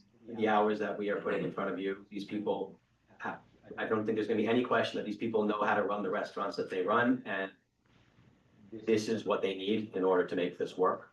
So there is not going to be, from us, a 12 midnight hard stop closing here. It just doesn't make the business model work. We all foil stuff from the SLA sometimes, but these things, I don't know. Just the lack of a FOIL response saying that we don't have any records for you doesn't necessarily mean there wasn't a 500-foot hearing. They lose records all the time, trust me. So I don't know that. Either way, the truth is that what I just heard from you, Don, I didn't see it, but I think I heard you say that you have your own reso for this, which was 4 and 2. We're offering 1, which is earlier, and I think you could believe. I mean, obviously you have to vote your own conscience, but I think you could believe that for the type of people in front of you, who I think their bona fides are unassailable, that when we say 1 a.m. is the outside limit, that they're honest about that, and that they mean that, and that you can believe that, and that the truth is that most people will be leaving earlier. You're not going to have an influx of people at 1 a.m., not with a concept like this, not with people with these types of bona fides. So in sum, we're reducing stipulated hours of operation. We are significantly reducing occupancy.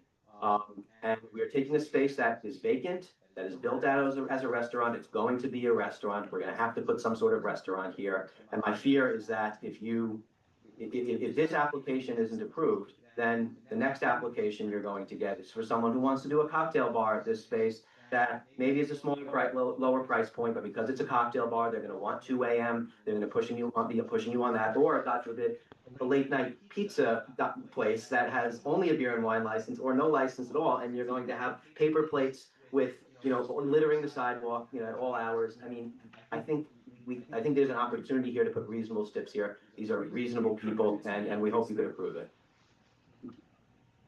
Do you have anything to say?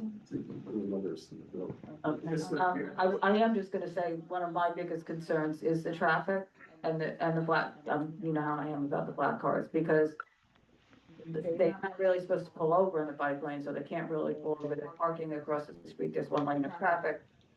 And then you have to put, as you know, the police station and the firehouse and everything else. I think that one of my biggest concerns is not, so much people leaving and getting into the car, it's any backup on that street and honking. It's so annoying to hear the honking, at 9, 10 o'clock at night even. And I'm just putting that out there, that there's got some.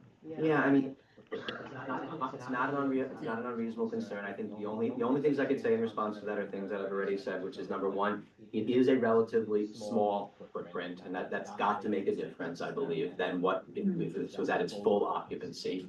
Number two is, again, you're not going to have, look at blocks, you're not going to have everybody spilling all out at once. You're just not with a fine dining establishment like this. And number three, as I've said, that concern is going to be your concern no matter what we put in here. Whatever gets put in here is going to be F&B use. That concern is omnipresent. So that's what I'll have to say. Does anybody? No. Yeah, I just want to clarify. So where did we get with the hour at which last meeting or no further patrons in and everything? I think where we landed was last call, no later than, last seating, no later than 11. Okay, thank you. Proposed I was just gonna say, there wasn't no CBO until relatively recently, and it lapsed multiple times. But it's a recent CBO, it's like 2019. Yeah, but that's what I'm saying, that there are multiple letters of objections and denied early on. There are lapses in the permits to the time period. So just, I mean, but it is good now, and it's been CBO. yeah, no, but I'm saying that there were lapses through that time period. Okay, thank you for your time. We're good, thank Good night. you. There's a whole, after you have a whole evening left. What are you gonna do? Okay, the next one.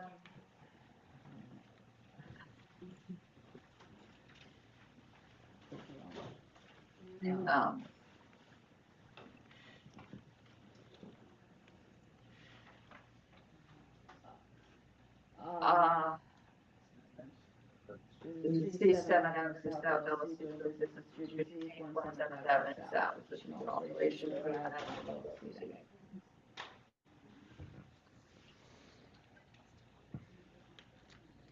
Hi, good evening, everyone. Rosa Ruiz for the applicant for C7 Avenue South.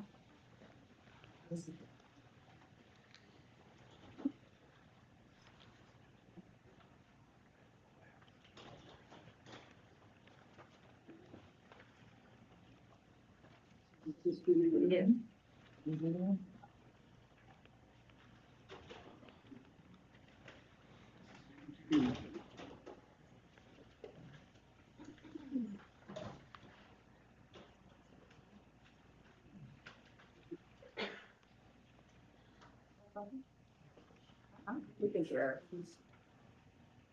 You want my sheet? If you have it, I just thought.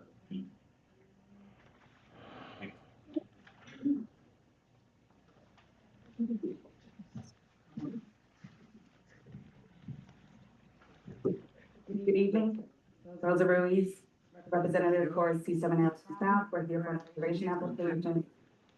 Take the conversation outside, please, so I can hear them. We're here for an alteration application, within the 6 Liquor Authority for the South Campus Roadway Diamond. Okay, I'll just start. Katie, or Cormac, just take this and hand it. Hand it up, Rosa. Okay, so those are the stipulations that are in place now.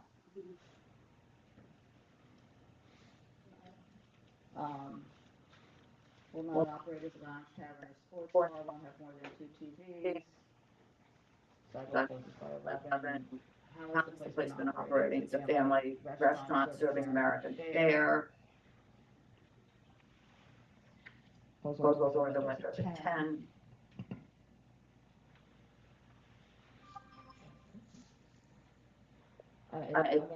There's televisions all over the place. It's Outside. outside, sports bar, party bus, sidewalk cafe, bolted to the sidewalk. Enclosed. It's enclosed with all plastic is enclosing. It doesn't, enclosed is enclosed, plastic is enclosing. All down the sidewalk currently. So I'm just asking, there seems to be a big disconnect about what was discussed here when the stipulations were written and the way it's been operating the entire time. So I think that is worth having a conversation about. Okay, I totally do hear. And I'm sorry. Oh, sorry. This, I have with me Candy Potts, who's the manager of the location. Yeah, so I don't even have a principal here. But you don't sign the liquor license, you don't sign the stipulations, and actually you work for the people that do, and you do what you're told to do, We were so. advised as an alteration that it was not necessary, but we was had to, it's a principle here. It's, Because it's just. it was the principal. Yeah. All right, well, he's not here. Okay, But she is so authorized. shall I speak now or? Yeah, they're here, you might as well speak now. Well, things have And evolved. just go through your name again. Candy, C-A-N-D-Y, P as in Penny, O-T-T-S. Okay. As far as the it's kind of mentioned several things. The televisions, we definitely hear you to take care of it. Do both of the time. It's become more from higher end for sports programming. And that we have added TVs over time, so if that's something that is very important to everyone, it's definitely the stipulation and we'll take care of it. Well, it's not supposed to be sports. We have the restaurant was rebranded in the owner's mother's name, Judy D. Her maiden name is DONYC, and she was a huge sports fan and a great cook. So that's where the name came from. And perhaps that led to more people being interested in sports programming for us. So it's an evolving thing, and it's fun. The plastics, et cetera, our understanding with dealing with DOT is that we are permitted to have it as long as it's removable. And we have been dealing with them continuously as everything has changed. The rules change constantly, we adjust constantly. We have done our best to evolve with them and spend a lot of money removing an enclosure, which was very expensive to do, that was permitted at that time. So we have something like that. Plastic is removable and it's allowed to be poly something, I forget the exact term, because I wasn't actually prepared for this kind of meeting, but I would have all that information for you if I had been prepared. The barriers we have are the 3 foot or less that are required. I'm trying to think of the others. The planters that have the shrubbery on them are exactly what they said back in the day. A link to purchase as appropriate. I'm trying to think what else was mentioned. And then the closing hours were very, very always first to that, and then closing the doors and windows are good. I think that's all to be brought up. And we're happy to continue the conversation and adjust.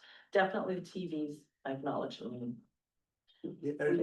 What do you mean by continuing to adjust? Because your public interest, Judge DeLuglio signed off on that as part of the public interest statement that you adhere to all the stipulations. Well, this was 8 years ago, right? Exactly. And That's how your license is limited. Okay, excuse me.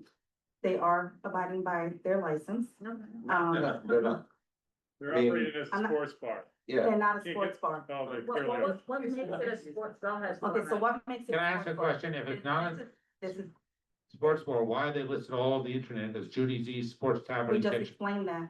It was a cute name that is, because it was honoring his mother's life. But you're having a sports bar in the name, and you're telling me it's not a sports bar, that, I'm sorry, that defies logic. Yeah, Like, you can't say, I mean, the STIP said no sports bar, this was a concern at the time. And the TVs have been in there a long time, I mean, and Is this your logo? yes, And it says Judy Z's Sports Tavern and Kitchen? Yes, I didn't say it wasn't named that. I know, but I- Why? it's hard to say that it's not a sports bar when it's right in the logo that it's sports. And again, it was explained why the name came up, because he named the place, he named the place. Well, I understand that Judy Z, that's after his mother. The sports bar part is the part I'm having a problem with when the stipulations that explicitly say that it's not a sports bar, that's. They have sports disconnect. programming, it is not a sports bar. All right, define a sports bar.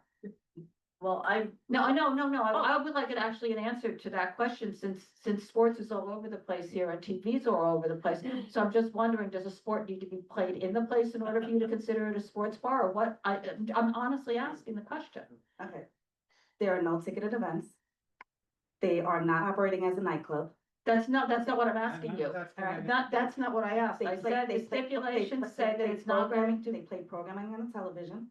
And she just explained that she's going to address the issue of the televisions and 8 take years. them down. Well, And looking at the official record on the New York State Liquor Authority's website, the DBA is Judy Z's. That is not part of your name as recorded with the New York State Liquor Authority. Just, I'm reading off the records of the New York State Liquor And Authority. the liquor authority doesn't put the whole name completely, and I will check the assumed name certificate that's been filed with the Department of State. I'm just gonna say, I think this matter really needs to go for determination before the members of the authority, because I think that the questions that we have are reasonable. There are issues that were discussed when your application was originally came before us. And I think, and with Robert, I think you were here, Rosa, at that Yes, I time. was. I think that the evolution, having party buses parked It's not in a front of the party bus. bus, Well, just so you well, know. well, is it a commercial vehicle? Yes, but Okay, it's so not. you park it there all week long, overnight? Is that correct? Yeah, but Yeah, it's. okay, that's illegal allowed also. to be. No, it's not allowed. Commercial vehicles aren't allowed. They It's park a- in the it's a- I cities, believe it's a on the bus. streets of New York overnight. I know that he Commercial cleared it vehicles, all. commercial vehicles are not allowed to be parked. Then I in the might be streets of wrong New with a York commercial overnight. vehicle, because we have checked that with the city for sure. I don't. Well, I'm just saying, don't get- so there are all these issues. You've had DJs that are outside in your enclosed sidewalk cafe with pictures and video of that. I mean, these are all issues. These are just all issues, and I think it's appropriate that this matter go before the members of the authority, and they can determine what they think the Well, that issue would is, be up to because I them, think of that course. you're telling us all these nuances. I'm not sure that the commissioners and the chair would agree with that. And I don't think that our conversations are unreasonable Well, in what we're saying, and I think that they're well versed. Because they were a part of the process of how we've evolved our stipulations. We did that in consultation with their liquor authority in determining what the types of licensed premises that cause issues are. And we use that language in order for there to be clarity so that we could move forward for them. And I think that this discussion about a sports bar is a perfect example to go before them so that they can clarify what language is used by us, by members of the community, by evolution Yeah. into a premises that is what it is now. Yes. And Well, I think it versus wasn't when the license was originally- originally presented, I Even think had a that the different name evolution, originally. but I think that that's the problem. Yeah. As I think I hear you. that you've evolved it too far. And I think that this comes up is because the exterior of the space has been operated in an extreme fashion, in complete derogation of any rules, regulations, stipulations, anything. How do I you mean, mean? having DJs outside That. in the space, well, I'm just saying that's like an extreme situation. Super rare. Closures, That- you are the most extreme operator like in that. our community for removing your structures. I mean, this hits all the, Wait, the say that stops. again, I'm sorry. The most extreme operator in removing your illegally enclosed sidewalk cafe. You were the last one. The sidewalks? Oh, yeah, but you know, we've had summons on that were dismissed because we did do it and we had such large openings, we did remove it, we had such large openings, they met the 3 feet and it was removable above. So the judges on those cases agreed with us. So Okay. we still think. Did you have your structures bolted to the sidewalk? I don't remember if it was bolted. It's bolted. At that time. I mean, It's still bolted. Okay, so, it's just kind of crazy, and I think that this discussion okay, it is. and I hear what you're saying, is that's the route that, if that's the route that you want to go, then we can do Well, that. that's- Or we can just have a conversation and postpone this for another month. Well, what I wanted You to. let me know how you want. Well, I did want to mention, we do a massive catering business and restaurant. You know, we're very food oriented, much more than as I came on, because I'm actually have a fine dining history, and that's really what we have focused on and are moving more and more towards, you know, restaurants part. Yeah. But if they're not, yes, I think what I'm gonna do is go to the public. So we have a few people from the public here. Why don't you guys come on up? You're getting first. It's not a sports bar. This is they. My name is Leslie Clark from Westfield Residence. Again, I'm going to speak first, but we have people here who want to speak, who live closer than I do to this area. But I have to say, I walk by this place all the time, course of my daily life, and it's a sports bar. I also want to, I wrote this to the committee, but I wanted to make very clear that this was stated 4 block associations, Central Village, West Village, Carmine, and Bedford Downing, all of whose leaders are here tonight, joined together in December of 2024, and we, along with City Council Member Botcher's office, presented a list of 28 illegally enclosed sidewalk cafes. And I want to emphasize here, this is not a rule. This is the legislation. It was passed. It was, by the way, legislation throughout the pandemic, but it was reiterated in August of 2023 in the statute that created Dining Out NYC, that unless you had an enclosed sidewalk cafe licensed by the City of New York as an enclosed sidewalk cafe on March 19th, 2020, you were not allowed to have it. There were 28 of these in our area. The DOT and City Council Member Botcher's office got 27 removed. The sole holdout is Judy Z's, and it's bolted to the ground. I took pictures the other day. It's not 3 feet. It's way over your head. Part of it, they took one part down and then they just put it right back. And it is connected to the wall. It is connected to the ground. This is not a question of rules. This is not a question of the DOT giving them a summons. The fact is the DOT repeatedly tried to get this down and it's still there. By the way, the rules change constantly. They say they don't change constantly. This has always been the law. Thank you. So, and if anybody didn't fill out a speaker card, make sure you fill one out afterwards and give them one. Hi, I'm Andrea Meyer. I live on Carmine, a few doors down from Judy Z's. I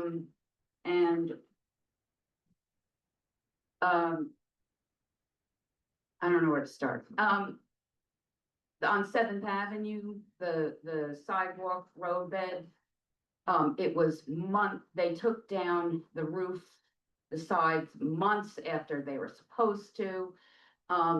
And it was down for a while, and then slowly you start to see, they put, it back up with with transparent, whatever it is, plastic, but it is enclosed again.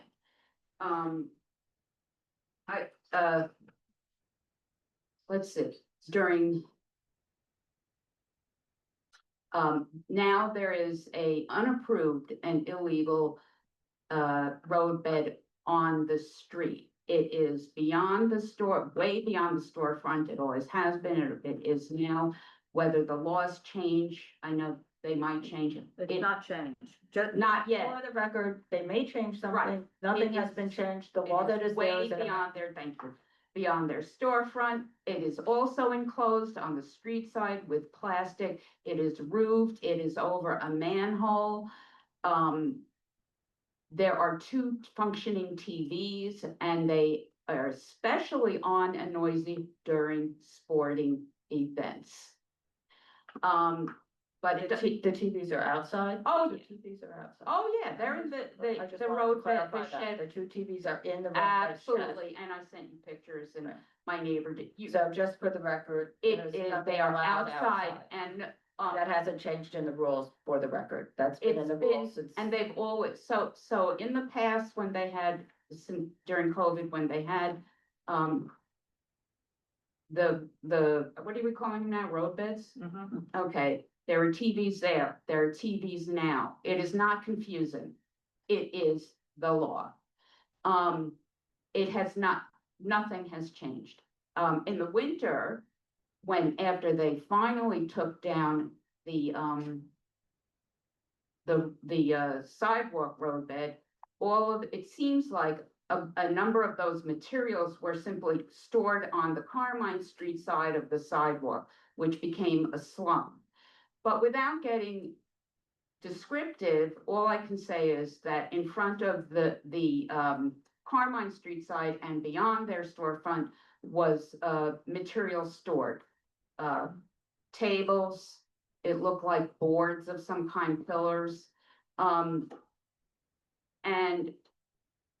the Carmine Street side has had the dividers up many times. There are pictures.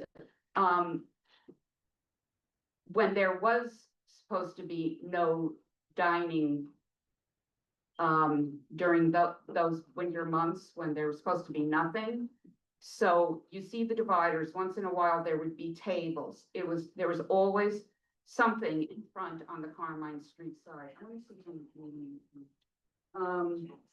Oh, I don't know if there's supposed to be roofs on the road beds. Okay, they can be.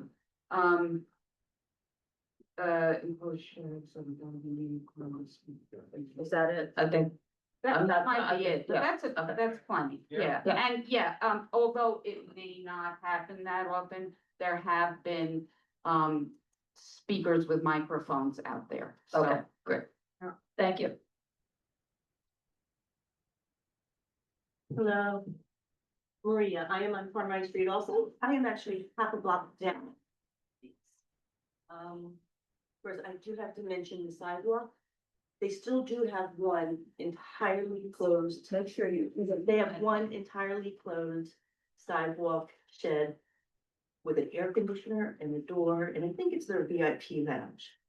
That was not removed.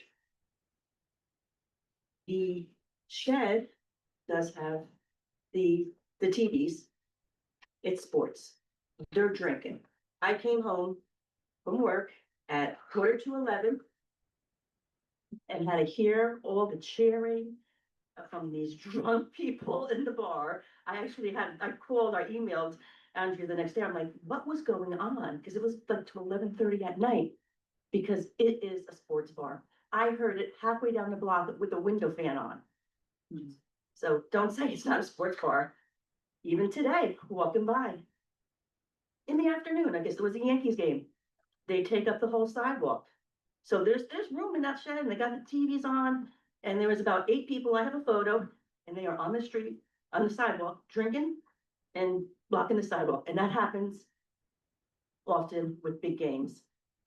So they don't clear the sidewalks. They have their guests drinking on the sidewalk. And the flat screens have audio, and it said they wouldn't. Now, I just have one question. In their application for outdoor dining, it says that they would shut down at 10. Is that true? It should go on the first page. Yes. Okay, so they don't. If there's a big game, because I actually Googled it, what was going on was it was a big game. And it started like at 10 to 9 and ended at about like 11:30. So they're not gonna kick their people out of their roadway dining when there's a big game going on. So, Okay. Anyway, Got it. I think that's about it. What, Just mention, the roadbed on Carmine is covering manhole also. well, yeah, because Just the whole, Just say it into the microphone so we have the. okay. Their whole roadway dining setup is not in compliance. What they wrote on their application is not what is actual. In their application, you can see they have the manhole there. No, they actually have flooring. And it's not movable parts, it's raw iron. It's said movable parts. It doesn't fit the So I was description. gonna say, has anybody been making complaints to the Dining Out NYC on 311? So if you go on 311 and Yes. Google Well, yeah. outdoor dining. Yeah, we have, yes. Recently, No, not last not year. recently. The program is in force and they're enforcing things. You need to, pandemic is over. It would be a good idea. I'm just saying this to anybody here. It's a good idea to file the complaints. Even if you filed them before, it's a new season. The road beds are back up again now. They are supposed to be in compliance. You need to let DOT know if something's not in compliance. Same thing with the sidewalk. Keep filing it. Get your neighbors to file it. DOT is going out and doing enforcement. And they're just telling us that it's conditional. It's not approved yet, so there's nothing that can be done. No, Well, that's it's not, approved. That's not true? that's not true. Okay. If- All right. If that's true, get that in writing and send that to the community board office. I'd like Yeah, to have that from Because DOT. they actually put that up their road bed was put up in September, which was kind of late, but they put it up Right, and but now so that's when we I started complaining. Yeah.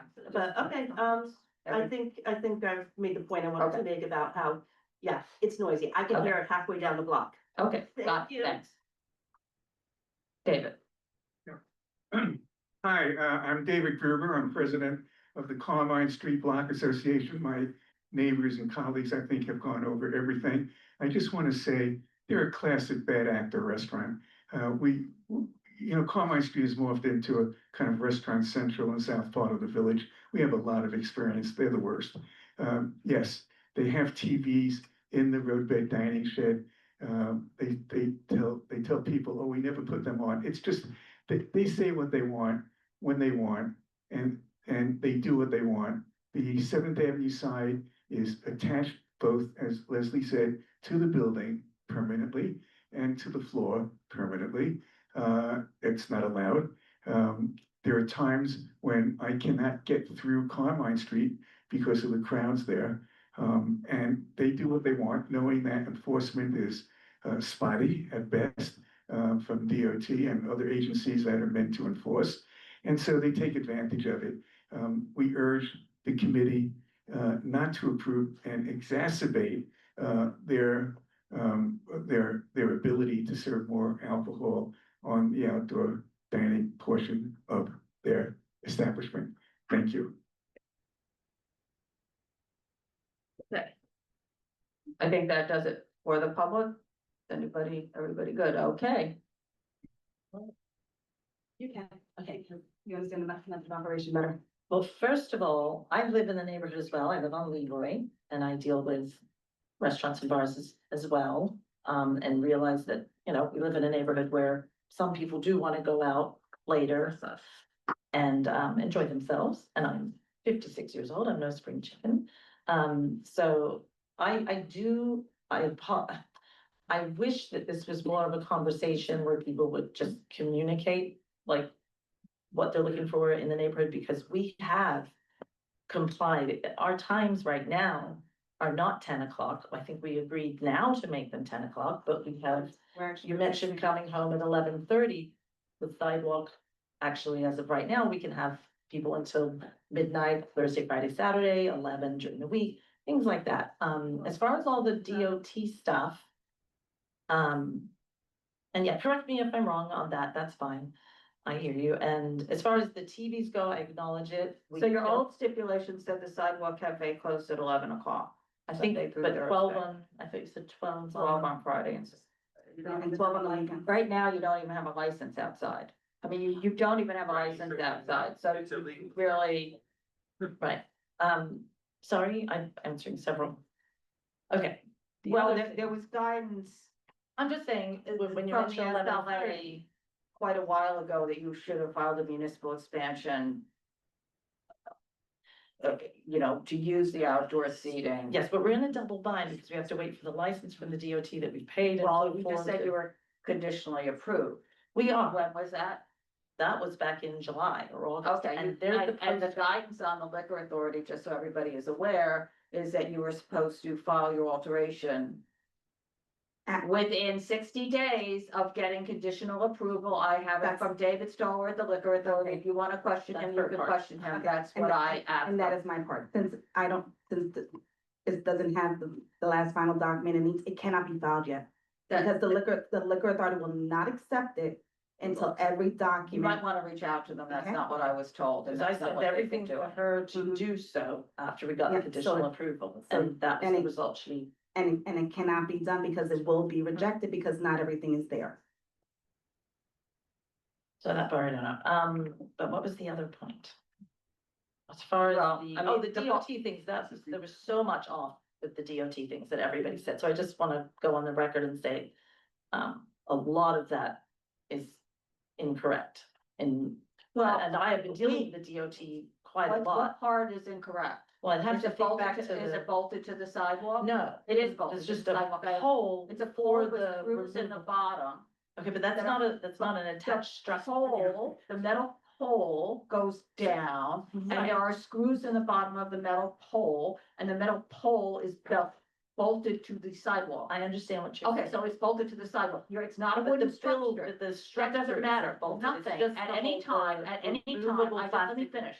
At any time, temporary program, permanent program, at any time, this is not a change in the rule. Okay. Nothing was supposed to be bolted to the sidewalk or to the building. Okay. People may or may not have been doing that, but the rules didn't permit it. It said it in the rules, it said it in the text, nothing was supposed to be attached. So it's still attached now. And the rules haven't changed since 2020. Since whenever the final rules came out, nothing's For that changed in it. particular part. For any of it. The rules the legislation was written and the legislation has not been updated. There's nothing new in the legislation. Nothing has changed in the legislation. Nothing has changed in the legislation. Enforcement may have changed. When you're supposed to comply may have changed. You could operate under the temporary program and then have to operate under the permanent program, but you were never supposed to have anything bolted. You're not supposed to have The anything bolted, I closed. hear you. Your sidewalk cafe, which is enclosed. The house that was a house structure that was built on the side of the building on the northern end, I believe on 7th Avenue, that was supposed to be gone. That was supposed to be gone a very long time ago. And Okay. is it still there? I mean, I didn't walk. Which thing are you talking about? On the north side, on the sidewalk that's kind of wooden and enclosing things. Oh, that is, It's still there. that, yes. That's still there? That is DOV, and we have a hearing for that, we might be having that permanently, that's what the. So to do what? To extend your building onto the sidewalk? That's all I know about that. Okay, well, I'll just tell you, DOV let me tell you what is not my understanding about that, and if you want to. Sure. Is it a DOB DOB violation for illegal construction of a structure on the sidewalk? Is that the violation? No, it was not permitted. Well, that's sort of, that's the same thing, if it's not permanent, it's built on the sidewalk, that means it's just. That, and then we have a follow-up here. Okay, so again, if anybody wants to bother to read, because if you go to the Dining Out NYC website, on the first page, they give you a link to read the rules. I've read it like 100 times. It's only 23 to 33 pages. I forget, but you might actually want to read it because the rules haven't changed. And I'm just going to tell you what's also in there is to Leslie Clark's point. There are no more enclosed side. If it wasn't enclosed by March 19th, 2020, and they have a whole list of them, if it wasn't enclosed and you're not on it, you're not allowed to have one. They're not issuing new ones. You're not allowed to have one. That structure shouldn't even be there. And this isn't new. Again, these have been in the rules. I just want to point that out. It hasn't been changed. Okay, so So- look into everything we talked about and we'll have to address it. I understand. And then with the bus, what is the bus? I just would like a little clarity on this bus. Promotional, essentially. And what does it do? Does it bring people back and forth from place to place? No, it's not for transport. Is there food on it? Is there alcohol on it? No. We use it sometimes when we have large caterings to drop off catering. Do people go in it? No, only our employees, us. Your employees, but no other people go in it. Why? Because you can book it. It says you can book it. Yeah, the website. It says you can book it, Oh, so you're but- not being truthful? But we don't book it. It's like a promotional thing to just be cheap. So what do you book it or you don't book it? We don't. So what is that? Yeah, I don't understand. Explain to us how it's used. Just for the catering, the promotional, it hasn't, it And didn't what even is run that? for a while. So. Do that again? For what would it do for a while? It wasn't even running for a week or two recently. A week or two. Yeah, it's not something we, So it's parked on the street, you can't move it, no, it's movable now. but during that time you couldn't move it? And it was on the street, I don't know, now I'm totally. It's a promotional. But I'm a little confused by this sort of thing. It's like, so it can't be booked. No, No. no. So, but then why are you advertising that it can be booked? It was just a thing to sound cute, a promotional. Or fraud? Oh, But we'll I take think that it is. I think we need a different advertisement. Well, Okay. I'll address that as well. It's an awful lot. Anybody else have anything? No. Okay. Okay, all right, I think we're good. Thank you. Thank you. Have a good night. Okay, you too. Okay, the next application is going to be What we put, the V is a U. The V I can say is a U. Okay, 45 Renwick. This is the off-ramps for a tavern, if everybody could take. Yeah. Yeah, welcome.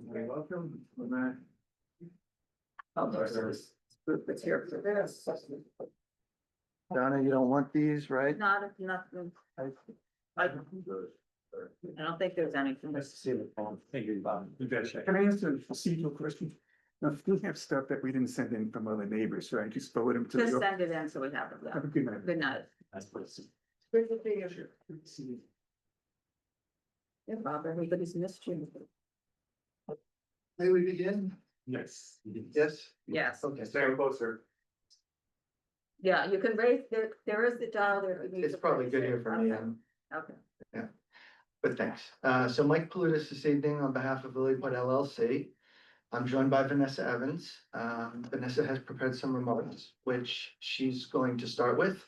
And then I may follow up with just a couple of tidying up issues, maybe, we'll see. Yeah, she does. Good evening, thank you so much for having me back. Okay, and we need. Oh, sorry, this. this better? Yeah, where we are now, because you came before, it was laid over, so. Correct, yep. We were here, we were here in December, Mhm, right? mhm. Matter was Laid over. laid over and ultimately withdrawn for community outreach. And we're back here to discuss it again with you all. Yeah. I just have a few things I just wanted to say. I just want to begin by making one thing really clear is that Lilliput was never designed to be a nightclub and will never be a nightclub. The concept remains unchanged. A cozy coffee shop by day and elevated chic wine lounge by night, offering a limited rotating cocktail menu of 5 drinks, with the program centered firmly on wine. As you might have seen in my application, I made the significant decision to remove the second floor from the design, leaving only a small mezzanine at the back. I trust this came as a relief to my neighbors at 505 Greenwich, whose window will no longer be impacted. Since my last appearance here, I took the feedback I received seriously. I conducted meaningful outreach to residents on Renwick Street, including notifying the building managers and tenant associates at 15 Renwick, 22 Renwick, 304 Spring Street, 261 Hudson Street, and 505 Greenwich Street. I paid particular attention to my immediate neighbors at 505 Greenwich Street. I sent a letter to all 505 Greenwich Street residents, hosted a meet and greet, and offered additional dates for those who couldn't attend. I had already decided, following my first CB2 appearance, to remove live music and DJ from the concept entirely. I also heard concerns around hours of operation, particularly on Sundays and Mondays, and I've reduced the hours accordingly. I also reached out to Action Environmental, which will be the company that will look after picking up my garbage and recycling. I did take note of the newly formed Renwick Street Block Association and the survey that was circulated. I really welcome the Block Association and think it's a really good idea. That said, I was disappointed by the survey's framing, bundling bar and nightclub as a single option. I believe that distinction matters enormously, and I suspect many of those 19 respondents may have concerns specific to nightclub activity, not wine bar offering only a limited cocktail menu. I also do wonder what the results might have looked like if there were options for cafe, restaurant, or wine bar. It is worth noting that of the roughly 950 residents on or facing Renwick Street, only 19 raised concerns.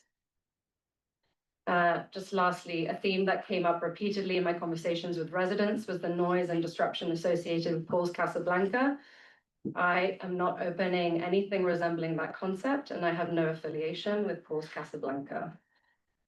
Lilliput is named after a family home. It is an ode to my closest friendships, and it's a space intended for people to gather friends, family, colleagues, whoever, over a glass of wine or coffee. And I really want to be a present that's an owner that's present and someone who listens and engages with the community. Thank you so much. So just a couple of additions. So on the hours, I want to make sure we're clear what those hours are. After meeting with the community, she's decided to reduce the hours to 7 a.m. to 3 p.m. on Sunday, 7 a.m. to 9 p.m. on Monday, 7 a.m. till 11 p.m. on Tuesdays and Wednesdays, and 7 a.m. till midnight, Thursday, Friday, Saturday. So just to, so the change is really Sunday and Monday, is that correct? Yep, Okay. Yep.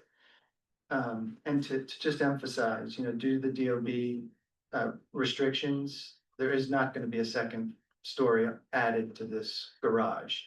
The mezzanine sits within the existing shell of the building that's there right now. And so that is a tremendous advantage to I don't know who they are, but someone has windows directly above that were in an illegal lot line that would have been blocked by whatever the second story was. So I just want to emphasize that. And with the reduction of the elimination of the second story also comes a reduction in occupancy, maximum occupancy. So, the maximum occupancy that's being proposed right now is 49 persons. That includes staff. So if there are 4 staff members, you've got 45 people in this really small space. It's just not a big store. It's not a nightclub. It can't be. Not with these hours, not with this capacity. I do want to emphasize that Vanessa's working with an acoustician, that she will follow those recommendations, that as it's built out, as those recommendations change, she will follow those recommendations. I also want to emphasize that, she's candid about the fact that she hasn't worked in the industry. We didn't hide that fact when we were here in December. We're not hiding it tonight. She works with a consultant, professional restaurant consultant, who will guide her through the build out and also guide her through her search for a general manager, who she will work with alongside that GM to learn the trade. So this is her firm intention. She will not do it alone, and that I want to make sure everyone's assured that that's not going to happen.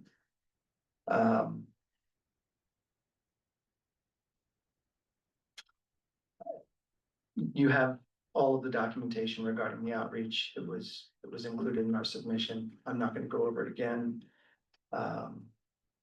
It's a small space. The cocktail menu will be stipulated to 5 cocktails only, no woo-woos, no shots, No bottomless brunch. no bottomless brunches, nothing that's going to be targeting the types of crowds that I think are really a concern for you folks. So I'll leave it with that. And Just one, are there operable windows? Actually, 4 windows will be installed at the front of the building, and it said yes. that plan has changed, and actually there are going to be fewer windows. There's going to be 2, and they're going to be inoperable. Those 2 windows on the front of the building will be inoperable. Actually, there's no windows that will be operable. There's only one on the mezzanine facing a courtyard that's 505 Greenwich, and that will be unoperable. It will be tinted as well for privacy reasons. I had a resident that I had a conversation with. There for are no that. windows in the front at all. There are no windows. It would be like what it is now, which is a glass door. But it's just a door that will just the door. Just one glass door that Correct. opens, no windows in Yeah, the like a front. glass and metal door. Yeah. And then the window in the back is not operable Not and operable. is tinted. Okay. Yep. Committee questions? And looking at the pictures, do I see that there are skylights that are going to be installed? So I had hoped there would be, just to allow for more sunlight. It seems they may be too expensive. They have to be 2-hour fire rated, and so yeah. Yes. And what is this DOB restriction which is preventing the building of the 2nd floor? It's actually, she could build up, but not with a commercial use. So there is buildable space above for residential units, which she's not intending to do, right? If this project moves forward. But she can't build a second story that's going to be for commercial use. So, that's why we have the reduced occupancy, and that's why the second story has been removed. And how many private parties a year? She'd like to have, to be able to have 2 a month. So that'd be 24. Thanks. Anybody else? Yeah, Michael, what about the mechanical systems that are gonna be installed? Where are they going? Are they all interiors? Are gonna be, what's gonna be on the exterior? There has to be some HVAC units on the roof as it currently kind of is formatted. However, I know that it's quite ugly up there right now, and so the whole roof is coming off and we're redoing it. So everything up there will be brand new, and it will be anything that makes a noise will have like a surrounding thing that blocks that noise. So it'll be kept tidy there, but everything will be brand new. Yeah, I guess what I'm thinking is the duct work is not gonna be on the exterior, it's gonna be on the interior. I think there will be some duct work on the roof.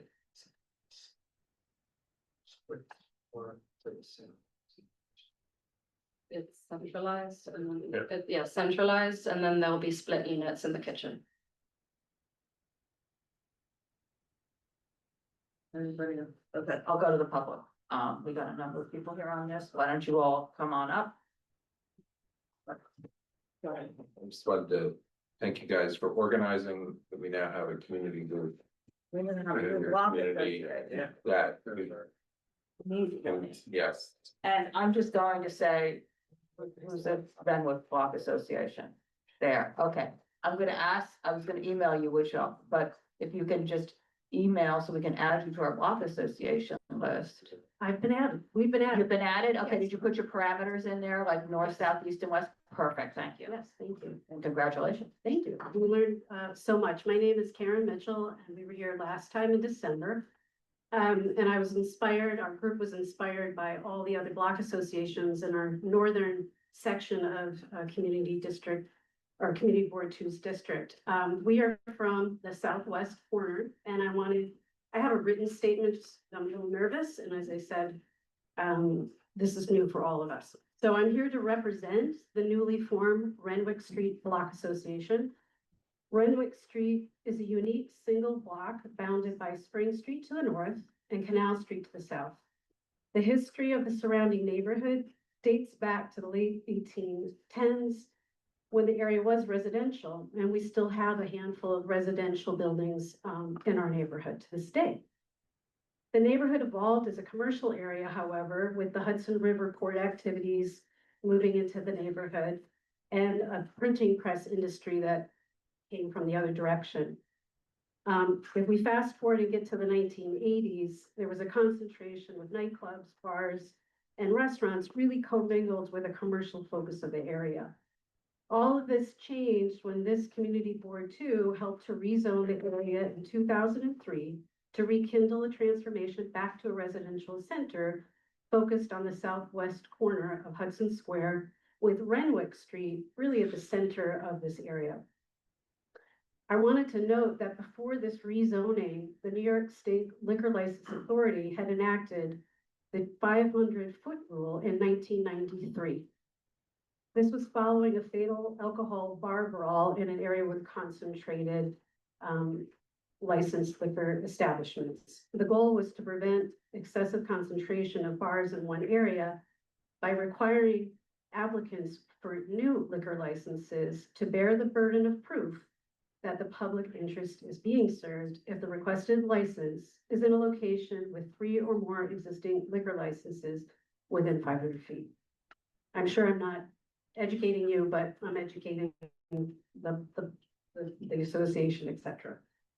For all of us who have lived in the southwest corner of Hudson Square, we can attest the area was already filled with a number of bars and nightclubs when the shift to residential began. All of these bars and nightclubs were established prior to the 1993 rule, and as a result, the neighborhood has lived with this concentration of bars and clubs. The Renwick Street Block Association's position is that the applicant and owner of 45 Renwick Street has not demonstrated an evidence of public interest that will be served by adding a new license. I'd like to share, first of all, some of the concerns from the community. The Block Association was formed to attempt to assess the public interest. We ran a survey, and I hear the criticism of the survey, but again, we're new at this. Over a 2-week period, these were posted. There was QR codes posted in the community. And we asked from a list of 10 possible concerns, what the number one concern is for the area. And what we found is the number one concern was bars and nightclubs and their noise. 2/3 of the respondents, and it was more than 19 respondents, said that. When specifically asked about the number of liquor licenses in the neighborhood, 80% responded that they wanted the number reduced or kept the same, with the majority of respondents preferring a reduction in the number. When asked, this is a write in what you want to write in, when asked what the single biggest improvement people would like to see for Renwick Street, 30% specifically mentioned concerns with existing bars and nightclubs because they were waking up from noise, the traffic issues that are being caused into the morning hours with honking, general trash, and accumulation. When we heard this feedback, keep in mind that there are 9 residential buildings that directly abut Renwick Street with roughly 155 units. There are only 3 commercial properties on Renwick Street. 2 are at the south end of the block along Canal. One is a hotel, the Arlo Hotel, and the other is a mixed commercial use building with a ground floor gym. The 3rd commercial property is 45 Renwick Street, which is located on the other end, on the north end of the street, and is completely surrounded by residential buildings. The most recent use of the 1-story warehouse building was an art gallery that wasn't open on a regular basis. And there's no evidence of any active commercial use of the space prior to that. I mean, again, dating back as far as the records that I could find. The community is concerned that adding a bar to the residential end of the street will compound the existing quality of life concerns highlighted by the survey. I'd like to specify the 4 areas of concerns, and then we'll turn it over to some of the neighbors, if you may. First of all, the number, classes, and character of the other licenses in the premise area. As I mentioned in the applicant's case, there are 15 existing liquor licenses within 500 feet of her building. Of those, there are 4 liquor licenses within 200 feet of 45 Renwick. You've heard some of the things already stated by her attorney, that one in particular has caused quite a bit of angst for the community, which we will now be focusing on as a block association. But the point is that there's a concentration already at that part of our neighborhood. There's also already a similar concept organization called Cabin that has coffee in the morning, cocktail, small bites at night. Also owned by a female entrepreneur, so that's great. But again, with that already in the neighborhood, we don't see the public interest. The other 2 bars have generated all kinds of issues with loud music, noise, crowds, traffic, vomit on the street, broken glass. My neighbor Sid, who was here last time, was traveling. He couldn't be here. He wanted me to desperately drop off these photos. I apologize in advance. But he's been taking photos of the situation. Viewer discretion. Yes, please. So we are concerned about that continuation. The second concern is the effect on traffic and parking. This was the second identified concern from our survey, specifically as parking. Renwick is a narrow, single-lane road with parking on both sides of the street and no place to pass if a car is stopped in the road. There's already an array of issues of car service or Uber because there is no place to pull over to drop off or pick up passengers. The application didn't appear to address this concern. We were told that the applicant told other residents that the Uber drop-off would be on Spring Street. Frankly, we don't really understand how that could be enforced in any way. So there is a deep concern from the neighbors about the effect it's going to have on that little tiny road that we have. The third issue is the impact on existing noise. The neighborhood has a particularly rowdy corridor along Spring Street between the Ear Inn, Lazy Point, Paul's Casablanca, and Cabin. There were many more establishments in prior years. We've had the closing of Don Hills, the Emerald Inn, and Envy, which were all welcome changes. Envy had a serious, you all know the stories there of guns and stabbings and whatnot. we are concerned by adding a bar back into the mix, the neighborhood is going in the wrong direction and it would add noise to us what now is a quiet section of the neighborhood by drawing the bar and club goers onto our residential street. The applicant has no plan for controlling patrons, and with the new design, we believe to have French doors, and we could be incorrect. The community is concerned that this will now allow noise of the patrons to be heard, and we are concerned about the consumption of alcohol on the sidewalk, similar to the crowds in front of the Ear Inn and Falls. The final and fourth concern was about trash removal. I heard in the statements that she's been speaking to a trash removal company, but there's nothing in the application that's clear about the plans for the storage of trash within the building and where the trash would be placed at night. This is a building with no basement, no back lot, nothing that we've heard from other establishments. The sidewalk on Renwick in front of the building is only 12 feet wide. It's one of the more narrow historic, sidewalk size, and there's a tree pit in front of 45 Renwick. And the facade is very narrow, leaving basically no clear place for nightly trash, especially if the establishment's open 7 days a week. So ultimately, we are concerned. You'll hear from other residents, but we do appreciate if you would consider not supporting this liquor license and encouraging the liquor authority to apply the 500-foot rule. Thank you. Thank you.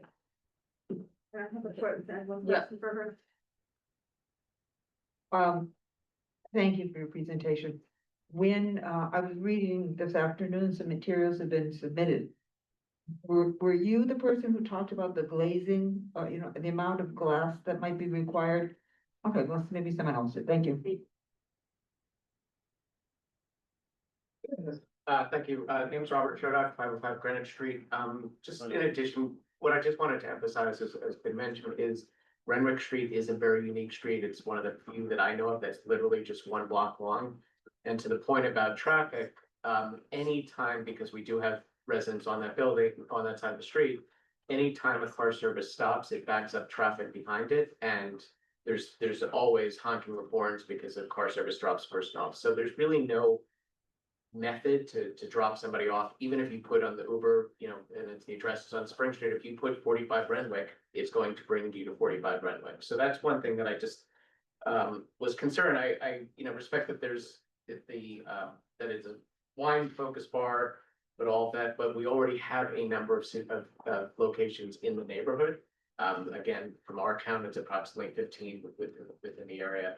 And as I said, the other part about the private parties, when there was an art gallery, because I've lived there for a while, when there was an art gallery, there were parties that spilled out to the street, and the noise was not as controlled as you would have hoped for. And that's a concern because the party just moved outside and the garbage and all that moved outside. So those are a few of the concerns that I've had. Thank you. Thank you. Next up.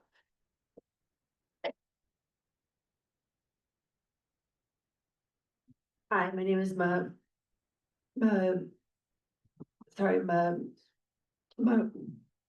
Marissa Cardi. I live at 505 Greenwich Street. Thank you for having us tonight. So we were part of we met with Vanessa, and we expressed our concerns about the hours. Although there was a change to the hours, they're still much later than the other businesses in the neighborhood. And Renwick Street is very residential, and there's already the noise and issues from Paul's Casablanca and the other bars. And for an establishment that is a bar and not a nightclub, these hours seem late to us. And so we were requesting that also, because there's 5 different coffee shops within a 1 block radius, a 7 a.m. opening could be disruptive to the residents. And so we were requesting that they start at 8 a.m. and then the nights where they're looking to stay open to 11, we requested that they would stay open till 10. And that on the weekends, 12 AM is too late. It should be, sorry, 12 AM is too late. On the weekends, it should be more in line with the other restaurants, which close at around 10:30 or 11. And then another concern about the noise, we're glad that the windows are not going to be operable, but the front doors is a big concern. Those should be closed at all times. And also the new glazing system should be in accordance to like New York City code and have the required soundproofing, and should be closed at all times. As far as events go, that number seems extremely high. That was, we were thinking that one event every quarter would be more in line, especially because we know that events draw a large group of people at one time entering and exiting, and Renwick Street is just not capable of handling that kind of crowd.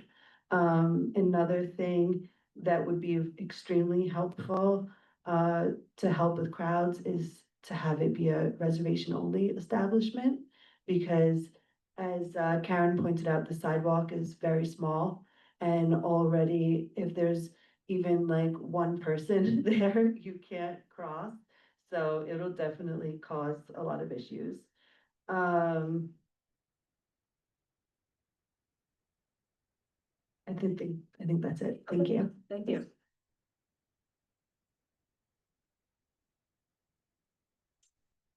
Hi, Brian Flores. Thank you very much. 505 Greenwich. Most of the points have been very well said, and just to echo a couple things. I think my biggest concern would be just the necessity for a 16th liquor license within that 500 foot area. That coupled with the noise and the loitering that could potentially happen and outside, and it would spill over. We have two young children, a 3-year-old and a 6-year-old, and just on the lower floors alone, from the 4th floor down to the 1st floor on the Renwick side, there are 9 children that are from 0 to 9 years old. So I think I could see a situation where a lot of the complaints that I'm hearing tonight and from the last time we were here, could be just an ongoing thing. So I mean, although a nice coffee shop and although there's already a few, but a nice coffee shop and even a wine bar sounds nice. Just the liquor license seems unnecessary, given that it's again such a quiet, really nice residential block, and the noise and the crowds that can bring. And yes, definitely on the private party side, I think that just would exacerbate it onto onto large crowds on the street. Thank you. Okay, I think that's all the people left in the room, so we're good. Michael? Okay. Sure, thanks. So, to address the dropping off issue, I understand the point that you can't control where people drop off their Uber rides. We can encourage them, and we will encourage them to drop off. I think that Vanessa's open to posting some signage that indicates that the drop off point would be at that corner.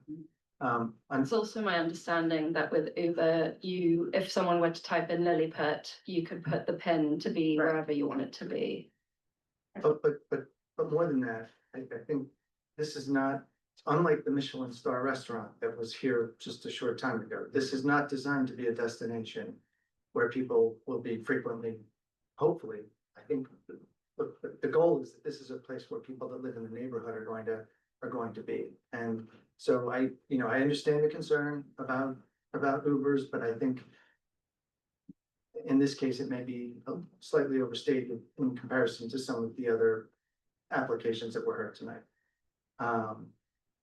With respect to the garbage, there's room for her garbage to be staged in the back and it will be brought out on a tote, curbside, you know,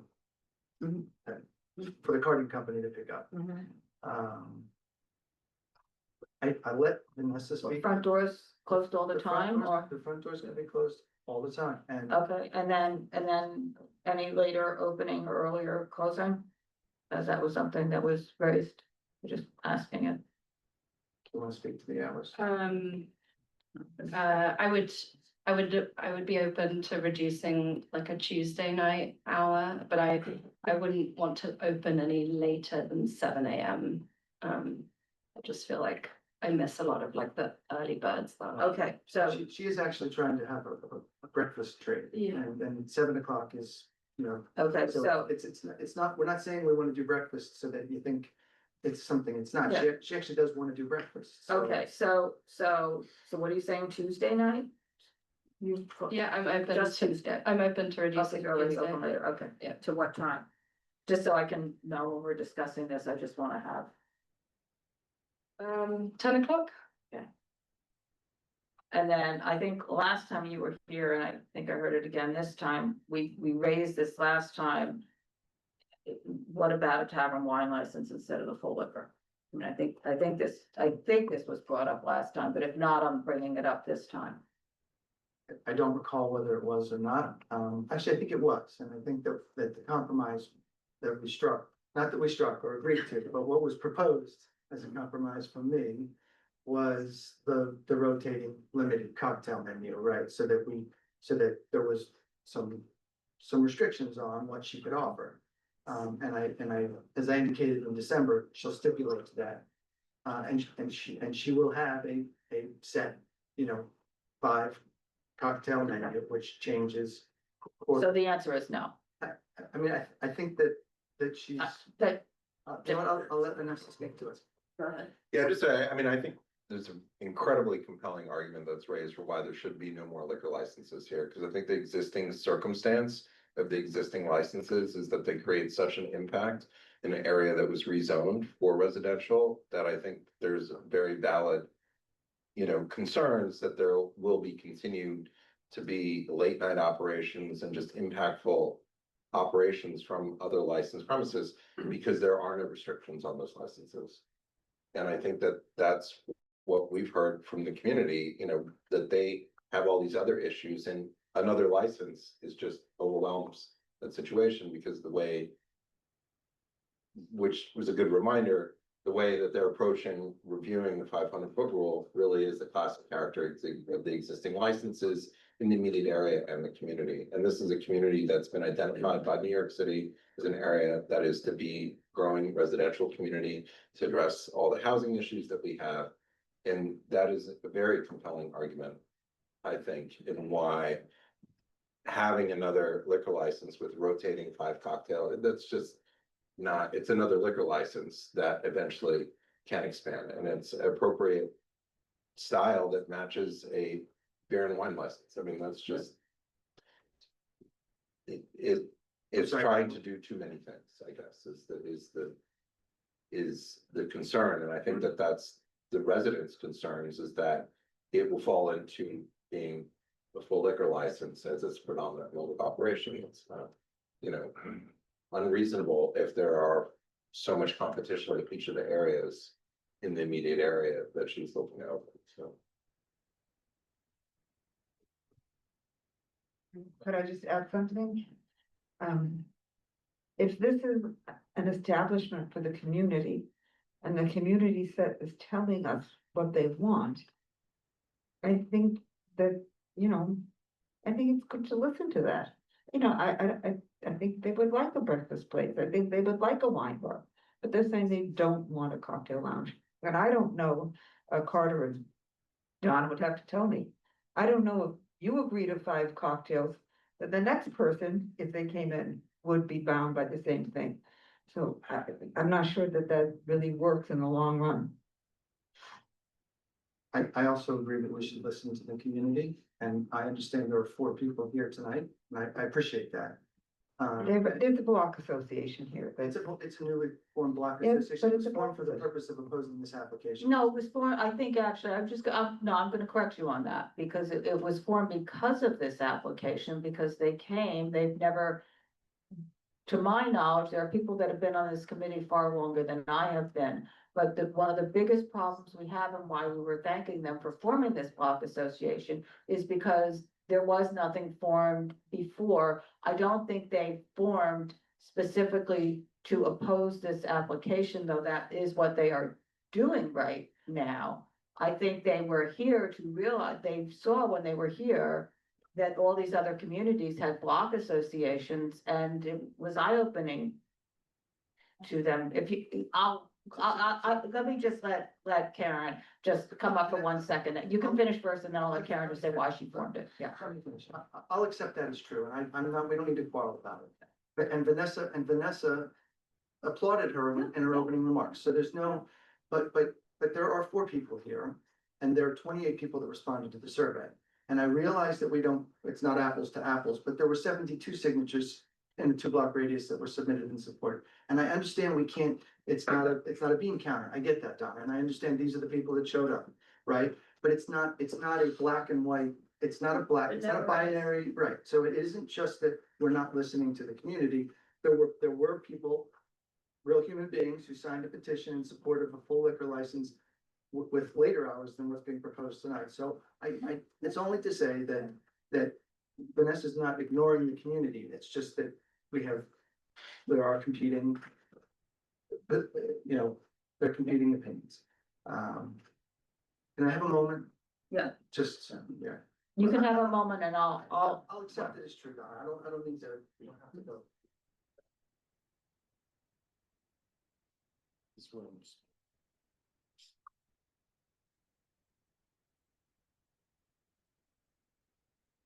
So if we talk about the beer and wine list, right?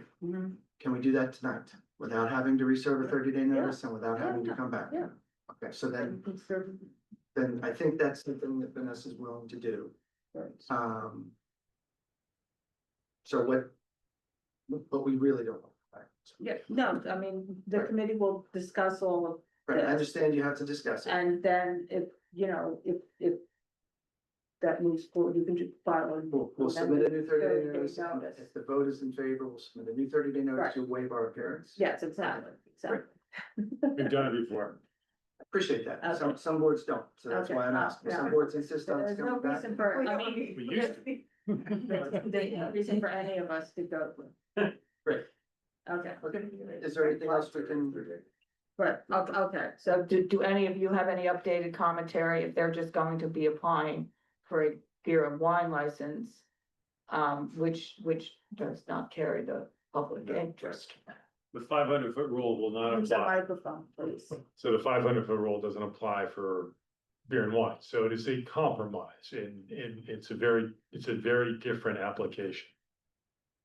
but we will And- still have But stipulations. we would have stipulations, and you agree to everything that we discussed, changing the doors will be closed, the hours are what they are.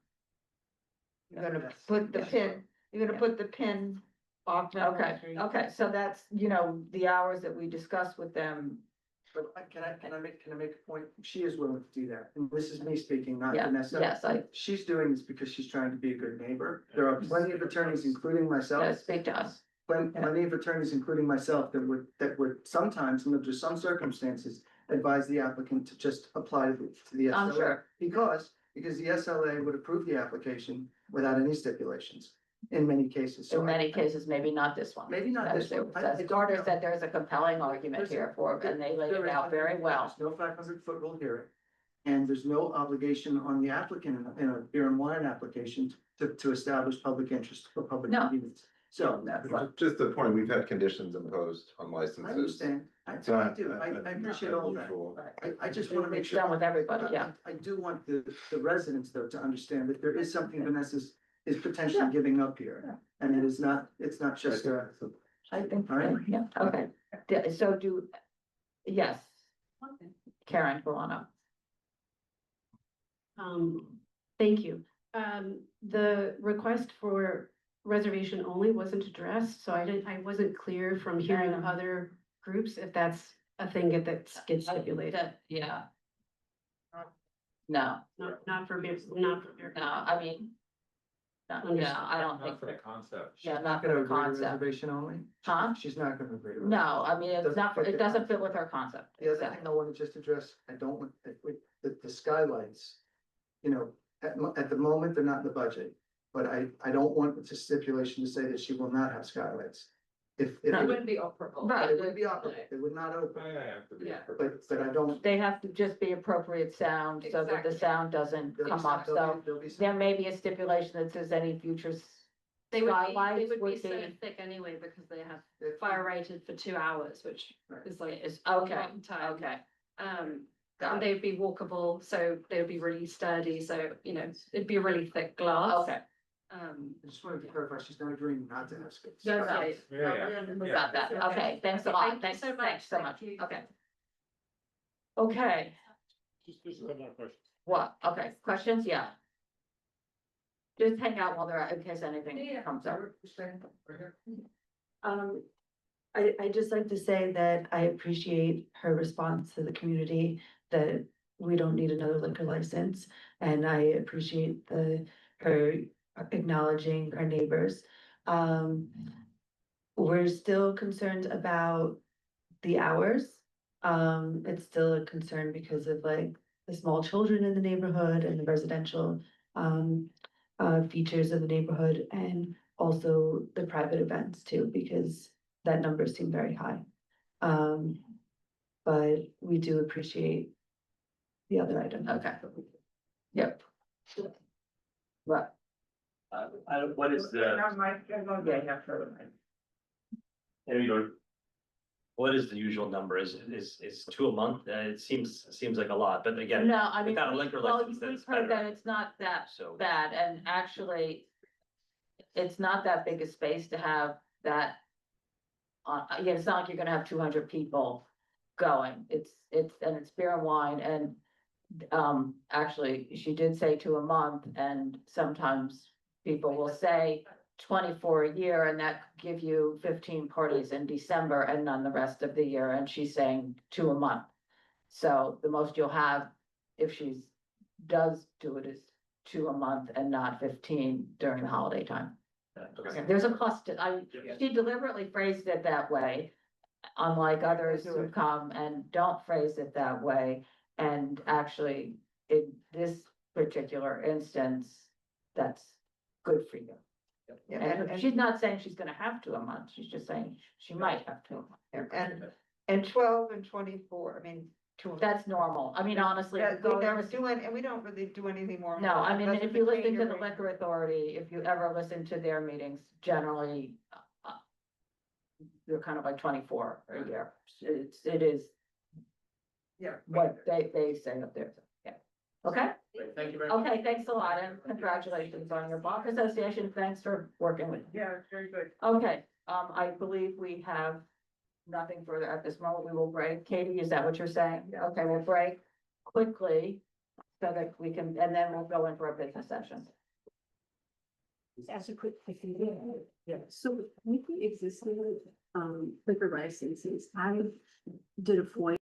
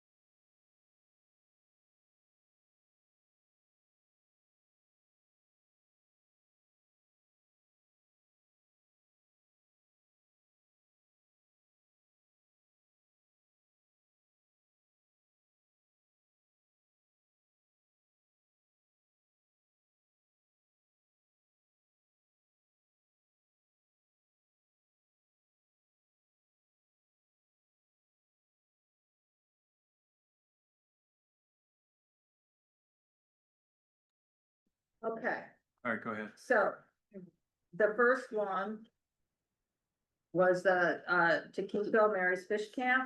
And wait, how many of us? There's 1, 2, 3, 4. Everybody's here. There's 7.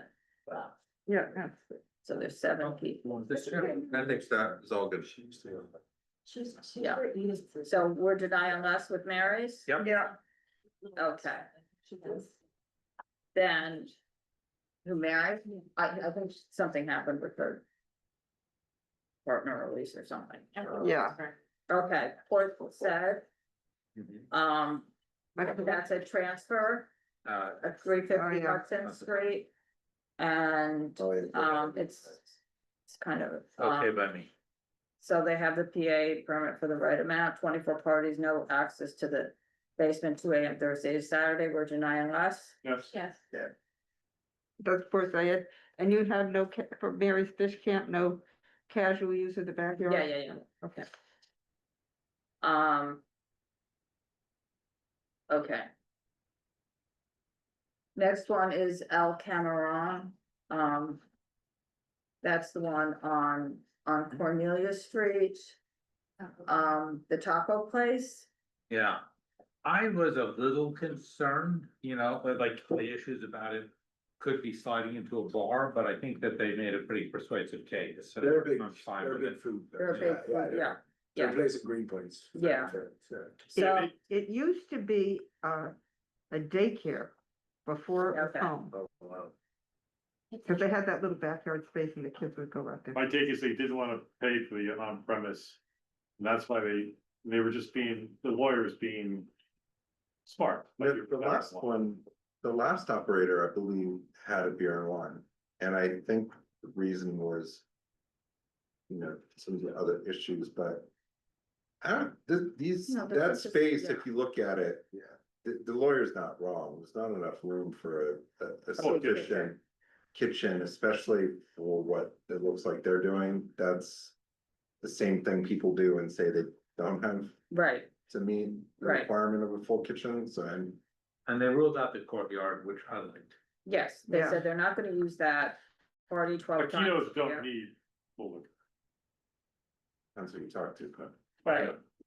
I would argue with, Taquitos definitely. She wants her margarita. I want But my, I- That's right, well, But they I met, want my tequila. but they met and worked out the agreement. I think that block has had a lot of Yeah. issues, particularly over the last No, 5 guys, years. don't tell me. Yeah. And I think that they met all the things that are necessary. Go outside. Resolved. Yeah, I think so too. Yeah. Bathroom window will be closed at all times and no roadway now in the future, so we're denying less. Down the block. Yes, yes. Okay, the fourth one is the West Village. Oh, To this is- McGowan's on 14th Street. I think God we've bless got a lot of stuff, a lot, we put a lot. I think, our board member, Arturo, I think, spoke with them, his letter's in there, and he lives in that building. Yeah, he lives in And that. then, Stephanie, who's lives further down on 14th Street, was active with the Dre's space. Yeah. And was active with 232 14th Street. And reached out to her other neighbors, and they didn't meet, but they did some email back and forth. She was very happy to hear that they were already soundproofing and everything, so it sounds like it'll be a big improvement. I mean, here's the thing, is like. Concepts like this, formats like this. Are inherently sort of challenging, but these folks made one of the most persuasive professional kind of a presentation of like, we're doing all of this, we're doing the whole thing, like. This seems to be the people who are trying to do this better, Right, so. and they're already doing it. I mean, they're not saying they're doing it, they're already But preparing. doesn't Grace's right next door, don't they have his this week? Grace is Yeah. jabbed, we got it. No, I'm just saying, it's No, a I know. little bit of the same thing. as- Anything is. Well, I think this is why they're happy to get some improvement back there, so we're denying less. That's also true. Okay. Kind of used to the poker chips, you get Right. 2 for 1. I mean, it's an Okay. upgrade there. And no specials, okay, and Puttery. So we were all denying less on Yeah. 14th Street, okay. Yeah. Puttery, all they're doing is opening at 11 and removing the over 21. Yeah. And Yeah, Yeah, no, I think it's fine. I will, they. I think there've been issues with them early on, but There have been it issues hasn't that- been recent. It hasn't been recent, right? they're not busy. Yeah. I mean, I'm just gonna say, Yeah. their model has not been that successful. So I think letting the kids in, How I do think you they not feel let the like- kids in? That's- I mean, I think because, and this is one of the things that we said when they first came.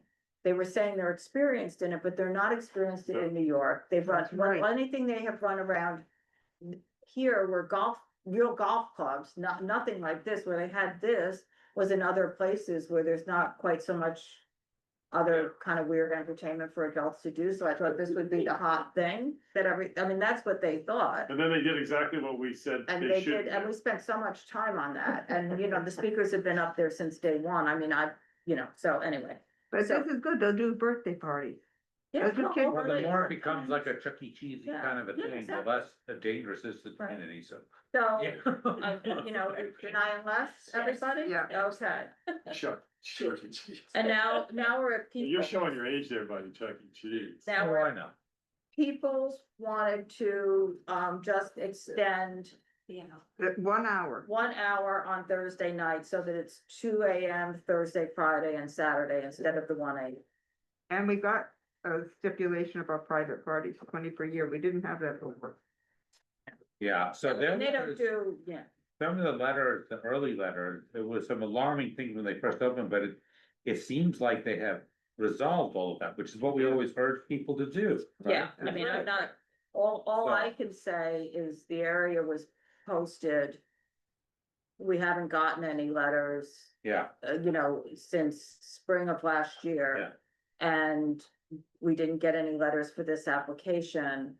I mean, I generally be very resistant to Thursday hours till 2 of us, the others are fine, right?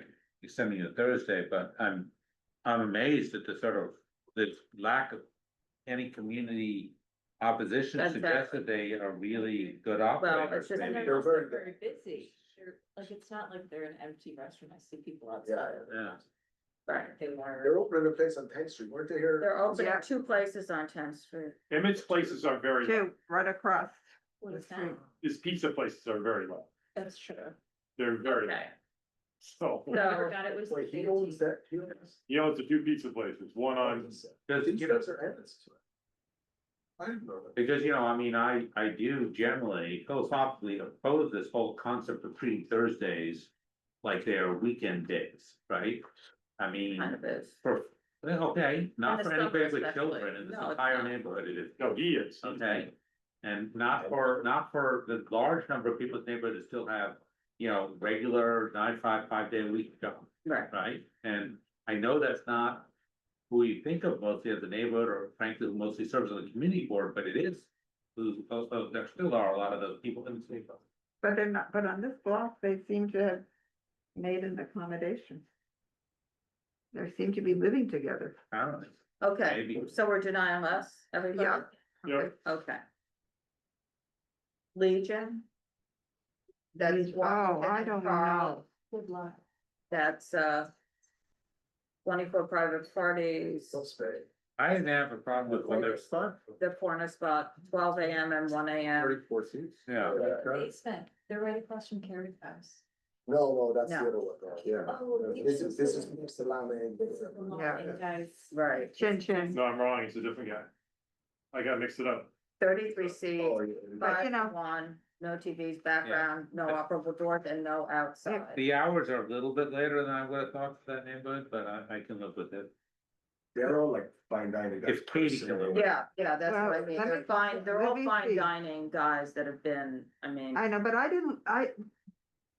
they came in with those lower hours, already agreed with the block association. No, but didn't they tell did us. not. Well, let me- You're talking about the wrong place. We're talking about the place on Charles and the corner of Washington. I'm talking about that, and They didn't come in here. They didn't, I'm just saying they didn't. No, they asked.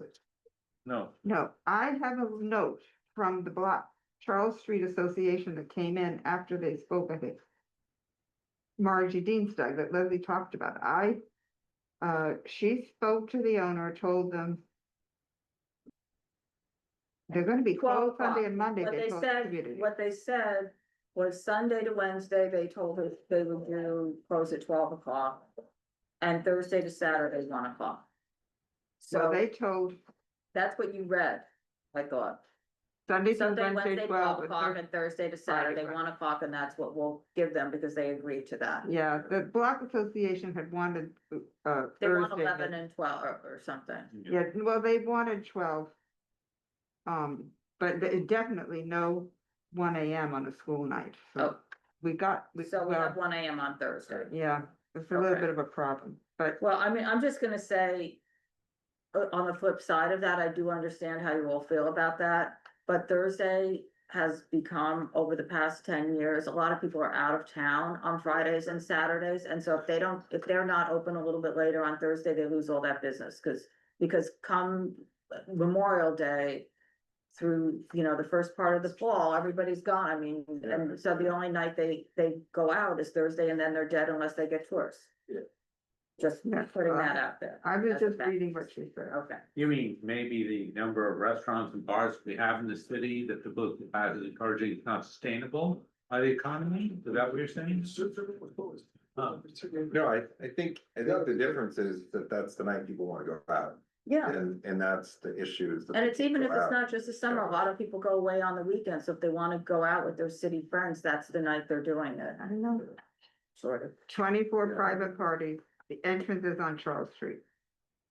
But Right? just so you guys remember, that place has never been licensed before. It was a supermarket. And that whole building is now one big liquor license. There never was any liquor licenses in that But building. Yeah. And now the whole corner Different. is one big liquor. Yeah, And cause that was a The that was- whole building on both sides is Yes. one big liquor license. Yeah. There used to be a dry cleaners Okay. with, okay. No, I'm just saying, I'm. specialty I cakes. need to get home. specialty cakes, Memphis Pizza 30 years Okay. ago. I do need to get home, so tonight I'm trying to move. We're this fine, along. there's a. Okay, number 8. Number 8 is the Cherry Club. That's the one That's the base. on 141 West 10th Street.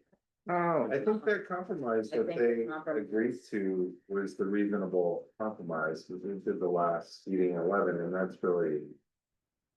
I mean, that's, It was, do you see that the fish is $140? And you're eating in a basement. You're not really. we just sort of realized everybody who's looking at this level of dining in New York City is looking here in the cross streets in the West Village, Yeah. and that's it. So all these places that have been there, this is what people are looking for. And it's generally not a bad thing, except we know that the direct impact is cars Right. and the size, right? And this place has reduced the size. So that reduces the cars, and then that becomes the hours of people, the cars being outside too late, because they're not creating a Can we, large scene. what do you think about getting the pin put onto Greenwich Avenue? It's right in the middle of the block. I live there at the time.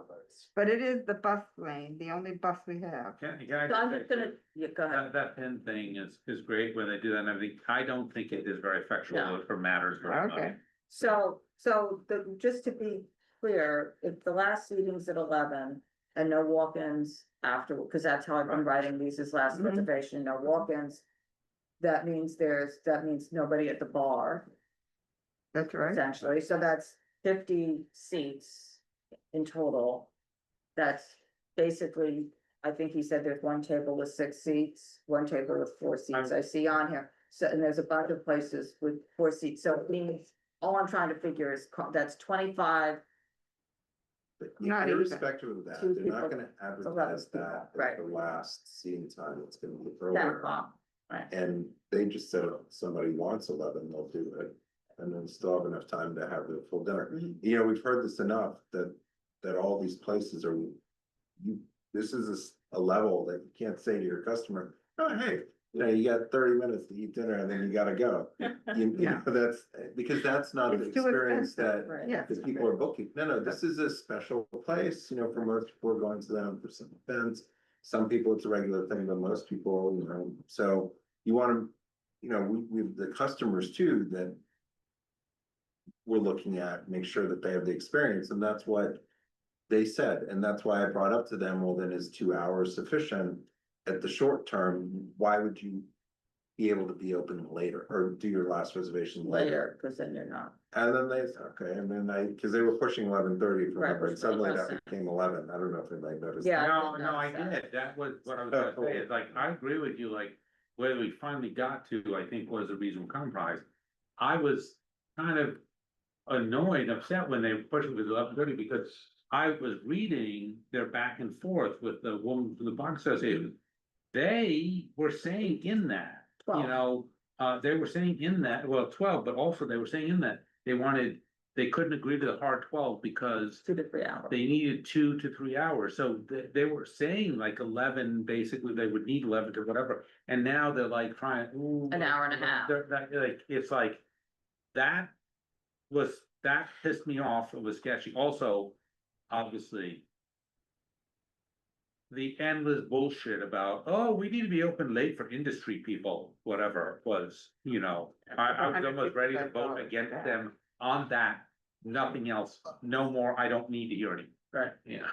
Okay, so denial left, Every fucking people come in here. Denial left. Hours. everybody, please. Denying that. Yes, I'm not. Bob? Yeah, we're gonna have to. It's just the place next door, they want the exact same concept, and they're. You wanna know why? Because No, the it's place because they next have- door is the place Well, on people live in Hudson the Street. building No, now. Across the street. across the street.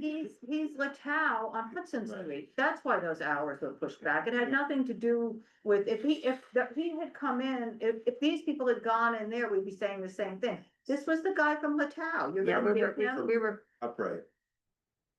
You were That's there why, in the I mean, backyard people with need me. to realize that's that why first we started. did those I out. didn't know if you were gonna say it or not. No, There were also no, no. people in the building. too, so- Absolutely the reason. Yeah. I mean, I said Yeah, that to, totally. I said that to one of, last month, when one of these emails came in and said he should have the same hours. I wasn't gonna say that there, but I did say that, Yeah. the only The one thing I'll above. say, and I'm voting denying this is not a problem. That, when the cars come, they can't come on Waverly because of the open streets thing.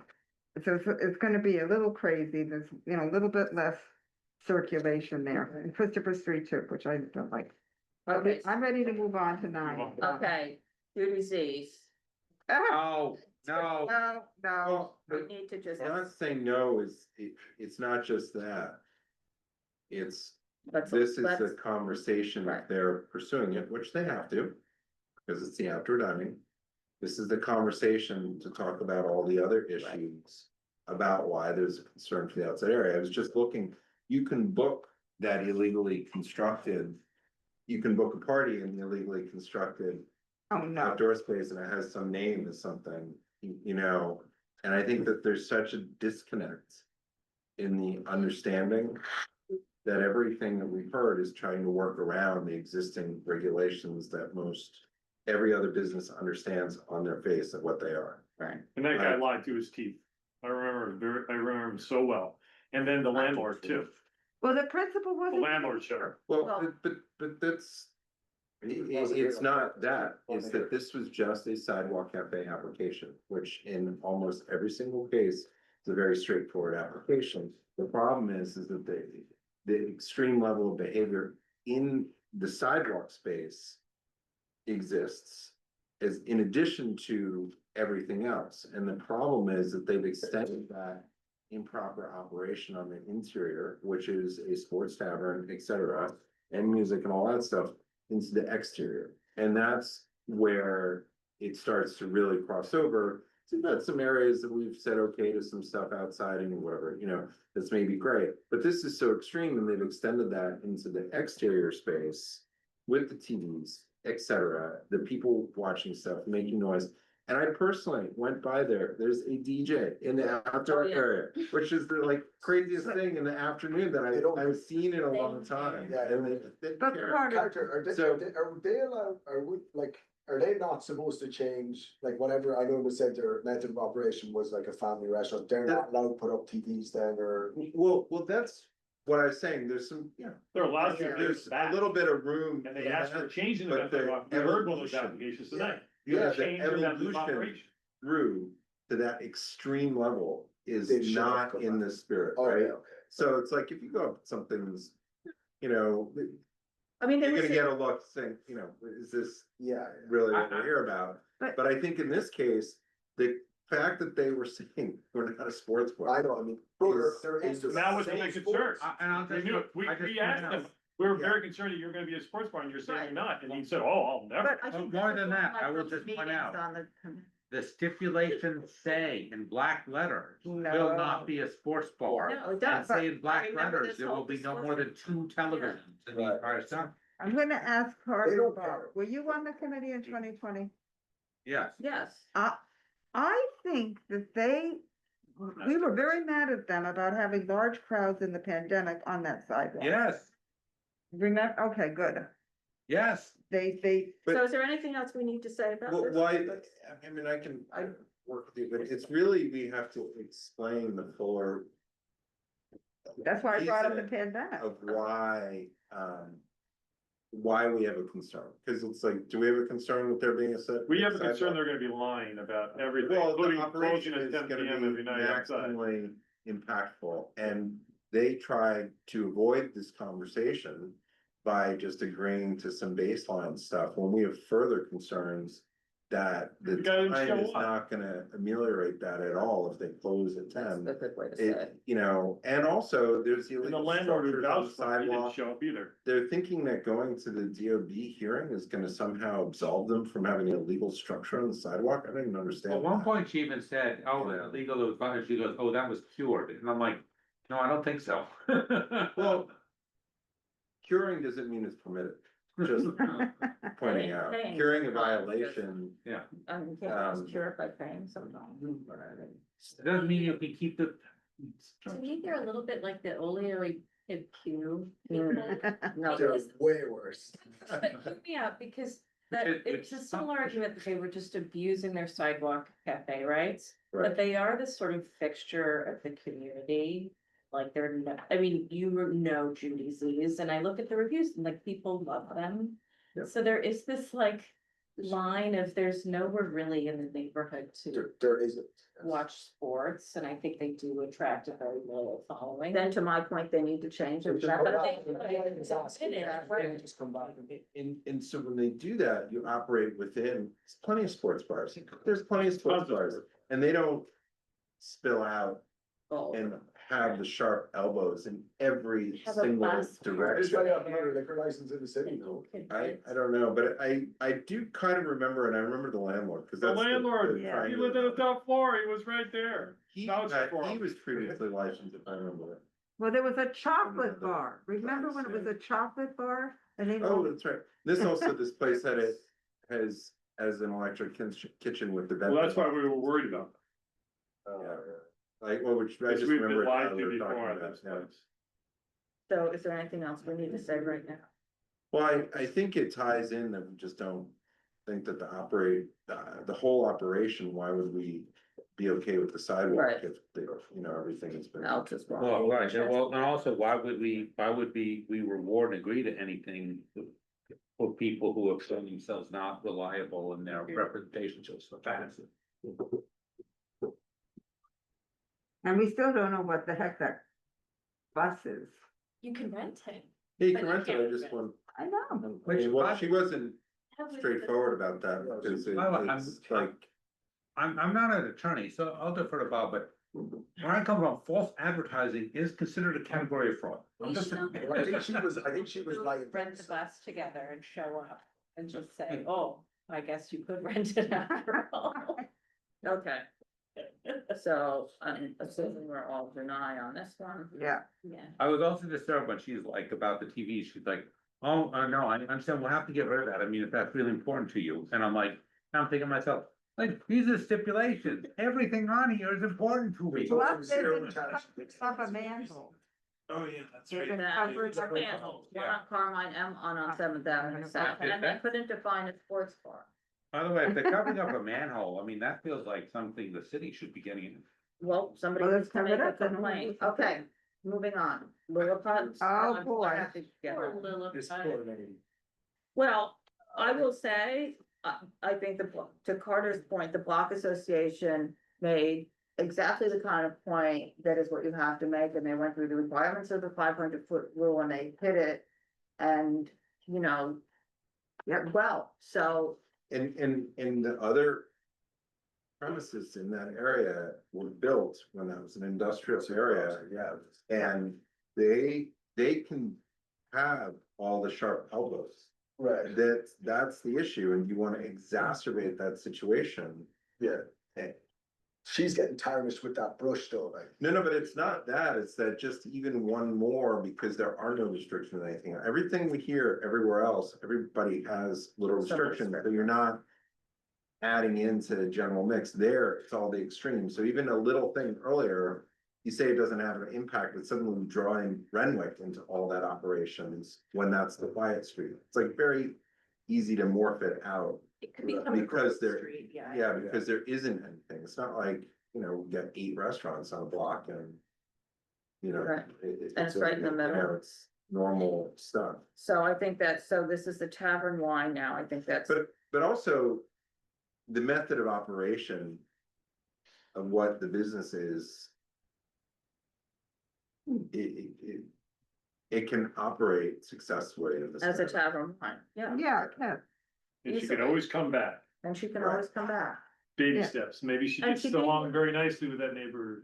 I mean, that's the. Next thing you know, everyone's supporting You her. want to have the five people. And she already found that her expansion plans were not. Or not. Yeah. Yeah, I actually, it's funny, like, I understand where the community's coming from, and I said, but it's a funny thing is that, so from the beginning, like, the main concern here was like, essentially that it isn't gonna be what she says, right? She says it's gonna be an all-day bakery, it's got to think that it's gonna be an evening of wine, they were even worried about a nightclub at some point. And Focus check, live music and live music, exactly. I'm saying, I understand what the concern was. But the changes that have come about, right? The losing the second floor and now the losing windows and everything. So it's basically a windowless space. And now pushing her to cut back on the morning breakfast crowd hours. It's like everything you're doing is actually making it more and more so that the viable option will be to be a bar. Yeah, well, they were newbies, they did, yeah. Okay, The width. oh, wait, hang on a second. Is there anything So then we do have to So vote, what are so we- we deny unless some. Yes. Okay. And, As long as they're changing to beer and wine. yes, and the 10 o'clock or whatever she said on Tuesday. Yeah. Okay. Arbine Hospitality, that was adding a sidewalk. I waived, just give me 1 second here. That's how. I waived them, they're closing at 10. Vibrant, people might be upset, doing business as Radiant Cafe at 172 Waverly. Oh, yeah. They're closing at, I didn't print them, I think they're closing at, quite sure they're closing at 10, they have the open streets and then 2 seats on the sidewalk. But if it was 2. That's like the Jeffrey's grocery, isn't it? Is it? Oh, yeah, it's just, yep. And then 305 Bleecker Supreme Provisions, to add seating on the This sidewalk. guy gonna follow the rules this time? Well, I was Because he told that hasn't. he hasn't had a problem and he's been operating on the sidewalk, forever. And I said, well, that's interesting. He's been operating in his enclosed sidewalk cafe. No, Yeah. stuff all over. Did he have, I what used before to- them? People lived over there, they all. Okay, so anyway, he's closing, he wanted to close at 11. So he's closing at 10 and 11 on Thursday, Friday and Saturday, and I figured that was, He was never licensed over here. that, I know that, Yeah, but. I wanna Yes. Go through this whole thing, that's the honest answer, and so he's closing. the it- one who had the bar in his I know window that, I know that. and selling drinks to go during. I know COVID that. last year. So I just thought that You instead want us of to vote having, on this? I thought having him here, are we denying us on that, everybody? Yes. Please? Thank you. I know. Did you stop So- recording, Mark? We can stop recording. You know, Karaoke. Can you just hit the? Oh, here's the, you want the. What do we do? You know. No, because she will. No, I was just getting this down here. Okay, but I think she submitted the same thing. Yeah. And earlier we're fighting, that's what we kept this, how many employers are not really helping their clients very much.